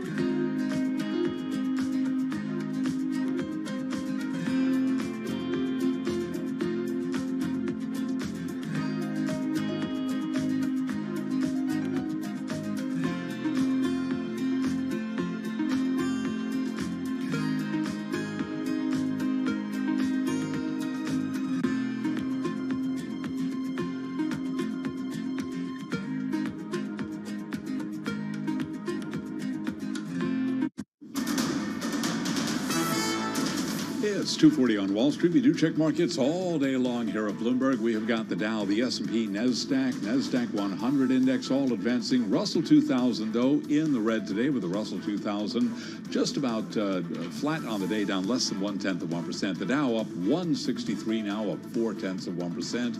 S&P up 45, up 0.9, while the NASDAQ Composite Index is up 190, higher by 1.2%. The 10-year 4.38% with a 2-year at 4.73%. Gold up 0.2%. Spot gold now at $21.60 the ounce. West Texas Intermediate crude up 2.2%. 82.85 a barrel. Bitcoin down 1.8%. 67,017 on Bitcoin. The shareholder advisory firm Glass Lewis is recommending that investors in Disney back the entertainment company's management in its battle with activists. Disney shares up today by 1.9%. And the Bank of Japan is poised to end its yield curve control and purchases of risk assets. This according to Nikkei, without saying where it got the information. Again, recapping, U.S. stocks are higher. S&P right now up by about 0.9%. I'm Charlie Pellet. That is a Bloomberg Business Flash. All right, Charlie, thank you so much. Charlie breaking down your top stories, also some of the market moves. Speaking of market moves, check out the Treasury trade. The yields along the curve, you got that 2-year note climbing to its highest level this year, right now at 473, but we were above that level. And then you had Fed swaps pricing in less than a 50% odds of a June rate cut. So this is kind of your backdrop for the Wednesday Fed meeting, Tim. I think needless to say, a bit of an adjustment over the last few months about rate expectations. Just 48 hours from now, of course, we are going to have our second Fed decision of 2024. While rates are expected to stay unchanged, we will get an update on the Fed's projections for rates this year, and of course also on the U.S. economy. All right, it is without a doubt one of our key focal points this week for investors. With some thoughts on the rate environment and recent moves, let's bring back Bloomberg Intelligence Chief U.S. Interest Rate Strategist Ira Jersey. Ira, they're out in our BI headquarters in Princeton, New Jersey. Ira, I feel like whiplash, man. Listen, hard to ignore what's going on in rates, I feel like, over the last week once again. Give us an idea. I mean, here we have, a 10-year at 433, a 2-year note at 473, and we're off kind of the highs of this session. It does feel like we are pushing up against some of the recent highs here. Does it mean that we could go even higher? How are you looking at the trade as of late? Yeah, so obviously the market's taken out a lot of the risk that the economy was going to slow down significantly, that the Federal Reserve was going to cut interest rates very aggressively later this year, and now it's taking a more modest approach. So right around 4.7% is what we have on fair value for the Federal Reserve cutting 3 times this year and then 4 times next year. So we're basically right there, right? And so I think that we're now, to get more direction on where the front end's going to go, it's probably going to come more from the economic data than it will from Wednesday's Fed meeting. You know, I don't think Jay Powell is going to say much different than you've heard in recent Fed speak. So he's going to say we're data dependent, we're going to move if we have to or when we can, so we'll be concentrating on some of the nerdy, really details of some things, as opposed to when exactly the Fed's going to cut, whether it's June, July, maybe not until November. We like the nerdy stuff here, Ira. So share it with me, share it with us. What about when it comes to sort of as we get out of the curve a little bit on the 10-year? What's your focus on sort of expectations over the next few months and perhaps this year? So the 10-year rate at this has been moving along with interest rate policy. So you look at what's been moving, it hasn't really been inflation expectations. Inflation expectations have been pinned basically between 2.2 and 2.4%, according to the TIPS market. So most of the moves in treasuries recently has come from real yields. So basically the idea that the Federal Reserve is going to switch policy, interest rates are going to remain volatile or not volatile, in this case more volatile. So because of those things, you've seen TIPS yields, like 10-year TIPS yields, back up again toward 2% and pushing up toward that area. And if the Federal Reserve does actually ultimately cut, you'd likely see real yields, so those TIPS yields come down a little bit, but we're not quite there yet. So I think further out the curve, it's still about Fed policy expectations and what they're doing. That nerdy stuff, though, that I was talking about were things like the Fed balance sheet policy, because they mentioned mentioned, Jay Powell mentioned that at this meeting they would start to talk about what they were going to do with their balance sheet, how balance sheet runoff was going to be maintained for longer but at lower levels. I suspect that after this meeting, we won't get an answer or recommendation, but Jay Powell might lay out 2 or 3 options of what the Federal Reserve is considering or discussing, and that's kind of where the rates nerds like myself will wind up focusing a lot of our time. I do also keep thinking about, with rates staying kind of higher for longer, it feels like, or just at least the Treasury curve kind of moving up here, that how much of the work is ultimately being done by Treasury investors versus what the Fed has to do. Yeah, that's an interesting point because, even though the curve's inverted more, there was a lot of talk when we were priced in for 6 interest rate cuts this year that the financial conditions were too easy, that the market was easing in front of the Federal Reserve. And the market's always going to do that in the modern world, right? The market's always going to anticipate what the Fed's going to do. So in this environment, I agree with the idea that, financial conditions aren't as tight as they were, but you look at things like credit spreads, you look at lending conditions in general, and they haven't tightened that much over the last 3 months. So you're still in an environment where the Fed might be forced to maintain rates a little bit higher than some people expect until it's very clear and obvious that the economy is slowing to a very great degree. So you're talking about the unemployment rate, reaching toward 5% and trending much higher. The last employment report wasn't terrible. Yes, unemployment went up a little bit, but part of that was just people re-entering the workforce as well. So you have still an okay economy and a Federal Reserve that kind of might need to maintain these levels of rates. Potentially, it's possible throughout the rest of the year. I don't think that that's the case. I think we will have a slowing in the economy where they'll cut at some point. But it's possible that maybe they only cut 50 basis points before the end of this year. So 2. So 2 cuts then? Well, that's a possibility. I think if the Federal Reserve were to cut in July, then they'd probably wind up cutting 3 times. But there's it's not clear what the near-term path of the economy is going to be. You still have spending and retail sales that are reasonably robust. Yes, the retail sales number missed, but when you look at the overall trend, it's still pretty decent. And the employment situation is good. So unless you wind up seeing inflation come down significantly, or the unemployment rate pop up a lot the next 2 months, the Fed might not do anything until after the elections. That's not our base case for sure, but that is certainly a realistic possibility. Well, one thing that we know the Fed will do on Wednesday is release an updated summary of economic projections, the so-called dot plot. What's the smart thing to be looking for in the dot plot, Ira? And what are the questions we should be asking ourselves when we're looking at it? Yeah, so the 2024 dots will get a lot of attention. People and all the news media outlets and the like will wind up focusing on will the Fed start cutting in June or July, or are there now 2 cuts in the dots or 3 as the median? By the way, we think it'll remain at 3, but there'll be some changes in some of the dots.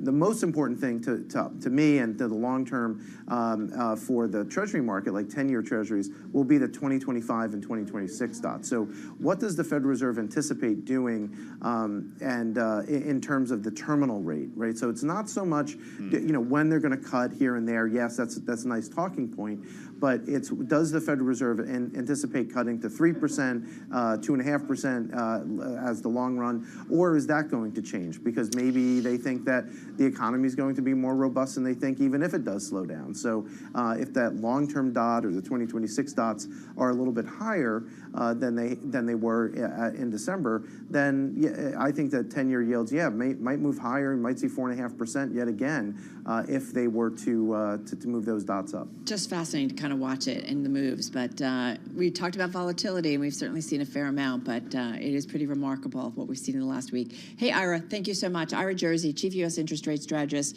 at Bloomberg Intelligence, joining us from our BI headquarters in Princeton, New Jersey. And just, a quick recap, 10-year at 4.33. You got a 2-year note with a yield of 4.6. 4.73, stuck in the middle there. A 5-year note with a yield of 4.35 here, but we'll see. You know, we're going to have a big Fed special, radio, TV, YouTube, and Bloomberg Originals. Our gang will be on it on Wednesday, so it'll be interesting to see what we get in terms of those projections. It's not a 5% on the 10-year like in October. Not yet. Not yet. Okay, there it is. Tick, tick, tick, tick. This is Bloomberg.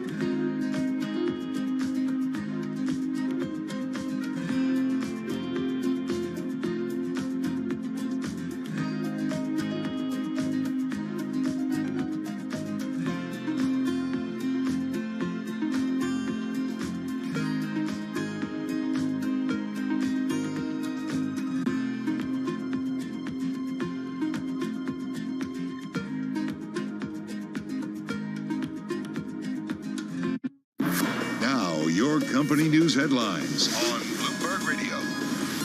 From Bloomberg World headquarters, I'm Charlie Pellet. Cisco Systems has closed its $28 billion Splunk deal without any antitrust drama, taking just 6 months to make it happen. Cisco up right now by 0.8%. Cisco announced the acquisition of data crunching software maker Splunk in September of 2023. The United Auto Workers is petitioning for a unionization vote at Volkswagen's Tennessee plant, teeing up a crucial test of the recently reinvigorated labor group's clout.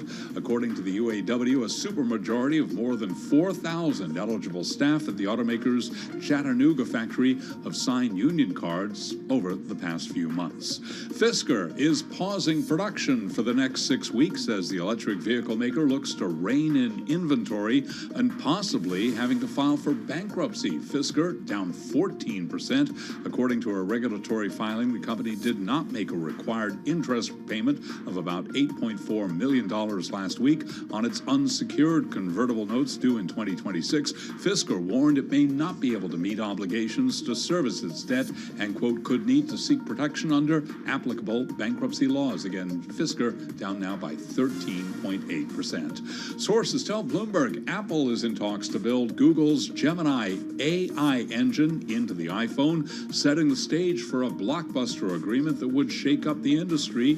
Those sources Sources say the two companies are in active negotiations to let Apple license Gemini, Google's set of generative AI models, to power some new features coming to the iPhone software this year. Apple shares today up by 1.4%, Alphabet up 4.3%. Those are our top company stories at this hour, and this is Bloomberg.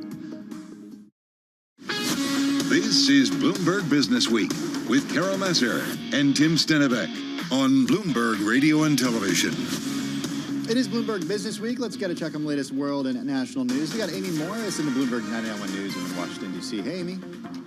Hi, Tim. President Biden spoke today with Israeli Prime Minister Benjamin Netanyahu. The two leaders had been clashing over the war in Gaza. National Security Advisor Jake Sullivan. President Biden asked the Prime Minister to send a senior interagency team composed of military, intelligence, and humanitarian officials to Washington in the coming days to hear U.S. concerns about Israel's current Rafah planning. National Security Advisor Sullivan went on to say Netanyahu has agreed to send a team to Washington for talks. The Supreme Court is considering how far the federal government can go to combat false information online. During oral arguments, Justice Samuel Alito asked U.S. Principal's Deputy Solicitor General Brian Fletcher about the language that administration officials used in emails to social media platforms during the pandemic. The district court, which analyzed this record for a year, described it as arguably the most massive attack against free speech in American history, including the censorship of renowned scientists opining in their areas of expertise. The issue first came up when the federal government accused social media companies of promoting misinformation about vaccines. Donald Trump says he cannot post a full bond while he's appealing New York State's civil fraud $454 million verdict against him. He told the court today it would require a fire sale of his assets. Global news 24 hours a day and whenever you want it with Bloomberg News Now. I'm Amy Morris, and this is Bloomberg. Carol and Tim. All right, so appreciate it. Amy Morris there in D.C. All right, let's get to our one more thing. It's a story that is among our most read. I think it's been our most read story on the Bloomberg in the past 8 hours. Bring, it is. And this is Elon Musk appearing on the Don Lemon Show on YouTube and getting into an area, Tim, that has come up recently in media, and that is his drug use. Okay, so with Don Lemon, it was specifically about Elon's prescribed use of ketamine. Musk says he takes the drug as prescribed periodically to treat what he described as, quote, chemical tides that lead to depression-like symptoms. Don Lemon asked Elon Musk, Carol, if he ever worries that this may get in the way of Tesla's government contracts and clearances and in the way of how investors think about him and Tesla. Check it out.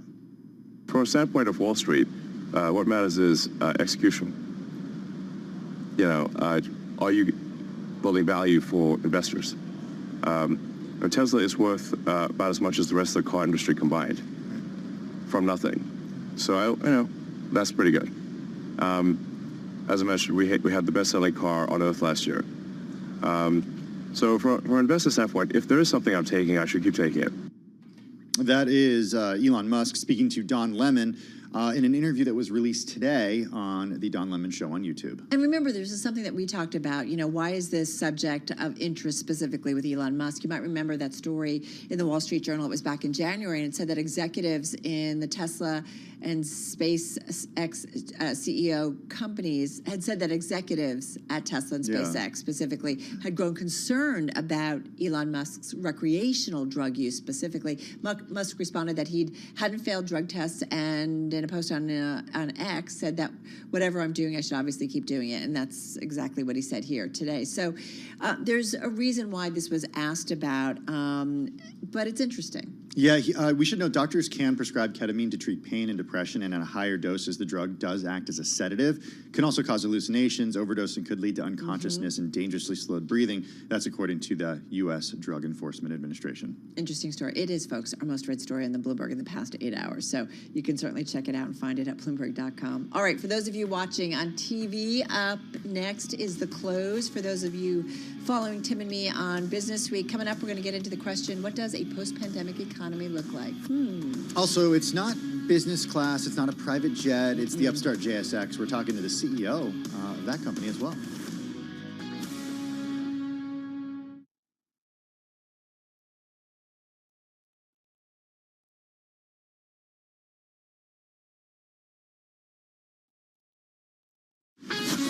This is Bloomberg Business Week. Insight from the reporters and editors who bring you America's most trusted business magazine. Plus, global business, finance, and tech news as it happens. Bloomberg Business Week with Carol Masser and Tim Stenivek on Bloomberg Radio.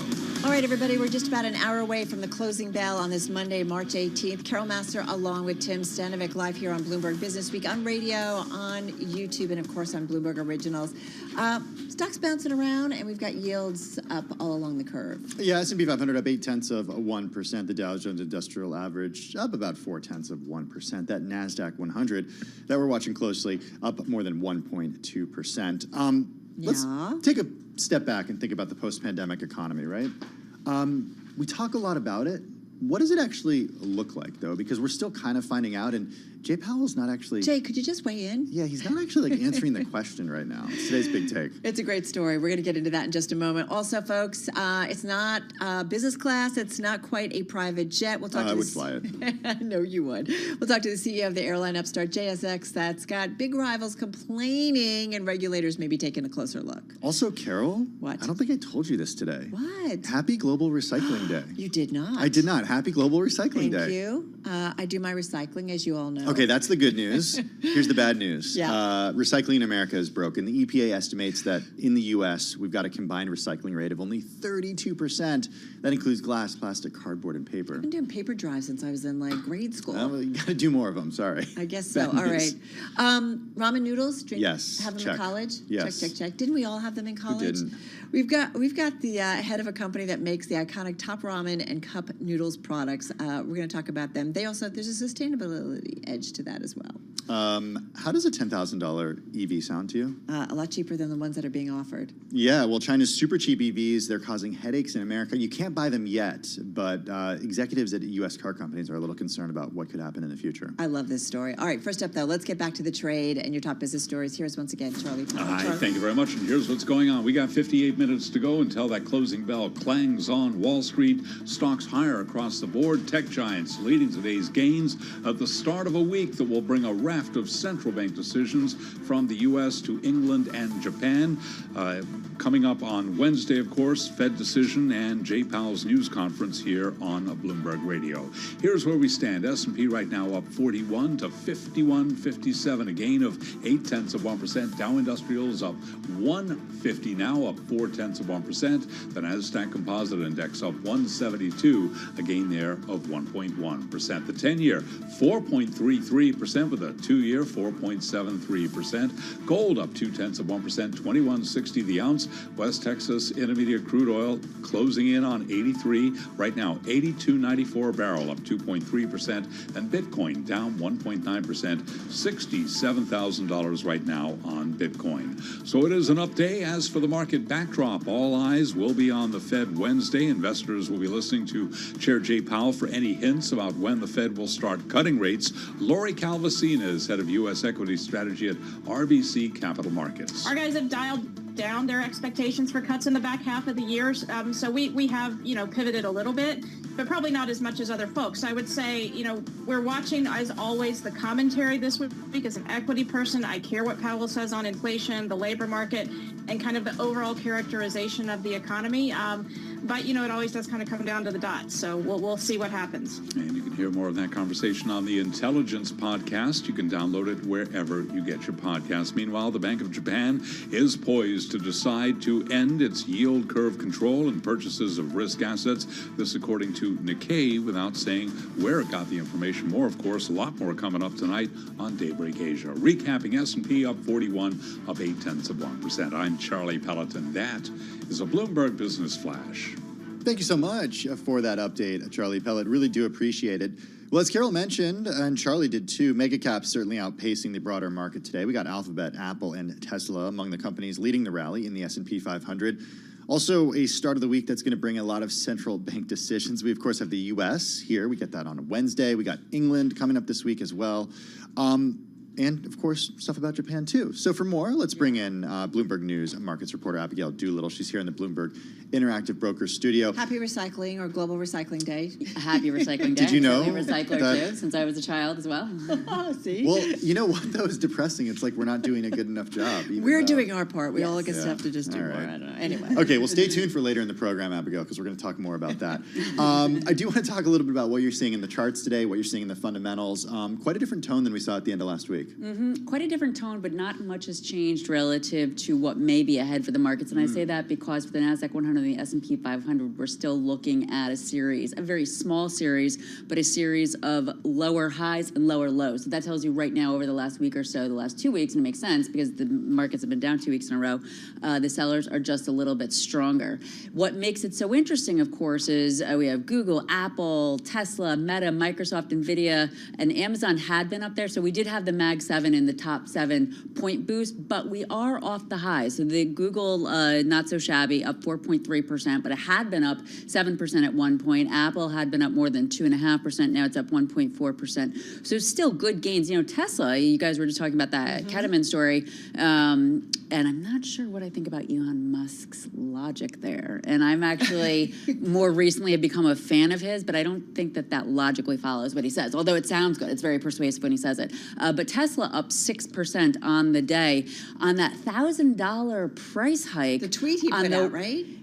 Oh, maybe I missed that. There was a posting, yeah. But it's such a small price hike. Was that what the... He said prices in the U.S. will increase by $1,000 for all Model Y cars starting April 1st. I think it's just the idea that they're recognizing that maybe they need to stop cutting prices. And so even though it's $1,000 on the one model, I think maybe it's just seen as sort of a potential inflection point of some sort. There were a lot of analysts who came out, or there were a few analysts who came out and just said maybe this is kind of inventory levels working it down. Oh, interesting. And they're saying not necessarily that this is kind of an indication of more to come or something or move. So it's Yeah, that was Evercore ISI. Okay, let me pull up the chart, because often the chart, depending, although this is such a near-term move, it may not tell us anything, but it could actually tell us something. So it looks as though maybe there could be some sort of a possible near-term bottom. When I say bottom, I mean a move back up toward the $200 level, maybe 190, but otherwise this chart is in a world of pain. You've got a death cross going on. It's well below its all-time high. It's deeply in a range. It could go lower. So from a stock standpoint alone, something does need to change. Investors, for whatever reason, really liking this price hike. Well, this is what I wanted to ask you, because I was thinking about, we were all like, Apple and Alphabet and Google, you know, but I thought about Apple, how much pressure it's been, right? The trend line has been, you've talked so much about this. Like, how do you, when it feels like fundamental news today, potentially, or a news event, and yet what's really important is what? Going back to the charts and looking at the trend lines and kind of maybe separating out a move up that we've seen. And you know what I mean? Like, how do you kind of separate when we see kind of a standout, whether it's Tesla or Apple, versus what we've seen in the trend line? Yeah, great point. So same here on Apple in terms of taking a look at, so also within a downtrend, its peak was last December. Today's move, there might be a little bit more to it, but then it actually looks like it's going to go back down. Today's move up is on a gap, so that tells you that it's uninformed buying, people just kind of getting in on the positive headline. The question that you want to ask yourself is how quickly is this going to juice their sales of iPhones? Is it going to? It depends on how much people care about AI. Somebody like me, I don't, so it's not going to, it's not going to be a reason for me to go out there. And not a done deal yet. We should be fair. Yes, right? exactly. In you negotiations. just don't know yet, Abigail, how much you care about AI. That's true. Maybe I have to try it before I. Or it'll be so seamlessly integrated into the back. Yeah, I won't even know. Idea Although, do you know, I've never used Siri. I've never used Siri. You're going to wake her up if you say that. I've never used. Who is the Are the you Google set up version? to use it? You just say, Alexa. I've never used. That's that's Amazon. But Amazon. You just say, hey, Google. And so I've never used. I'm more old-fashioned. I of course read my paper in the morning. That's at true. my She does get her and paper use my, delivered. My TV, my discs. The interesting thing about AI. So speaking of AI, NVIDIA today is super interesting because it had been up, then it was down. Now it's up 1.1%. This, of course, as I love this from Bank of America, the Woodstock of AI. So their tech conference, their GPU tech conference, kicks off today in San Jose. The headline, if you will, if we're going to keep that analogy, analogy is CEO Jensen Huang giving his keynote address. Everybody's going to be looking to see what does he say about the pipeline, the competition. Apparently, they're going to be introducing, I think it's called the B1000. It's the new chip, and it's this big design that they put into these little chips. We talked about it with Kuntan Sabani of our Bloomberg Intelligence team. Like, it'll be a big deal. But then, as we talked about whether or not they can get them out, right? The supply, like meeting the demand, and so. Oh, interesting. But it is said to be a pretty big deal. Yeah, I mean, it's kind of what 300,000 people, and then I think Jensen Huang's keynote address last year, or the year before. This is so amazing. This really speaks to vision. In 2009, 1,000 people listened to him. Last year, I think it was 22 million. 22 million. Yeah, so I mean, it's just incredible. Like, so some people are just early on some trends. I'm just waiting for him to come out with his guitar and do the national anthem. That would be great. Nice tribute to Jimi Hendrix. Does he actually play the guitar, though? I have no idea. Yeah. But if we're going to call it the Woodstock, if we're going to call it Woodstock, we got it. All right, some kind of an American flag in there. We gotta go, guys. We gotta go. All right, Bloomberg News Markets reporter Abigail Doolittle. Mega cap tech names definitely on investors' radar. This as we count down to the second Fed meeting of the week, and that, Tim, is where we go now. Yeah, because we talk about it all the time, the shock that the economy got from the pandemic. It's certainly without precedent. Now that I can bear to say, I think, Carol, on the other side of it, a lot of people, including Fed Chair Jay Powell, are really trying to understand what a post-pandemic economy looks like. Right, which gets us to the Bloomberg Big Take today. It's also among our most read on the Bloomberg. Bloomberg News economy and Federal Reserve reporter Craig Torres writes about Jay Powell's silence on the post-COVID economy. He joins us now from our Washington, D.C. bureau. Love the story. Great setup ahead of Wednesday. Craig, we talk about inflation way down from last year, but it's also sticky, and we continue to talk about that as well. So too is Fed Chair Jay Powell, it seems, in terms of his views on the post-pandemic economy. Tell us a little bit about your story and why we can't kind of get Jay Powell to go into a different area when it comes to this. It's really striking that Madame Lagarde in Jackson Hole last year, Christine Lagarde, the head of the ECB, made this big call, right? She said the world's breaking up into competing blocks. We're in an energy transition in Europe, and the labor market looks so different. And yet, we really haven't had a big call by Fed officials about what's changed and what that might mean for interest rates. They've been very silent. I want to call out Neil Kashkari.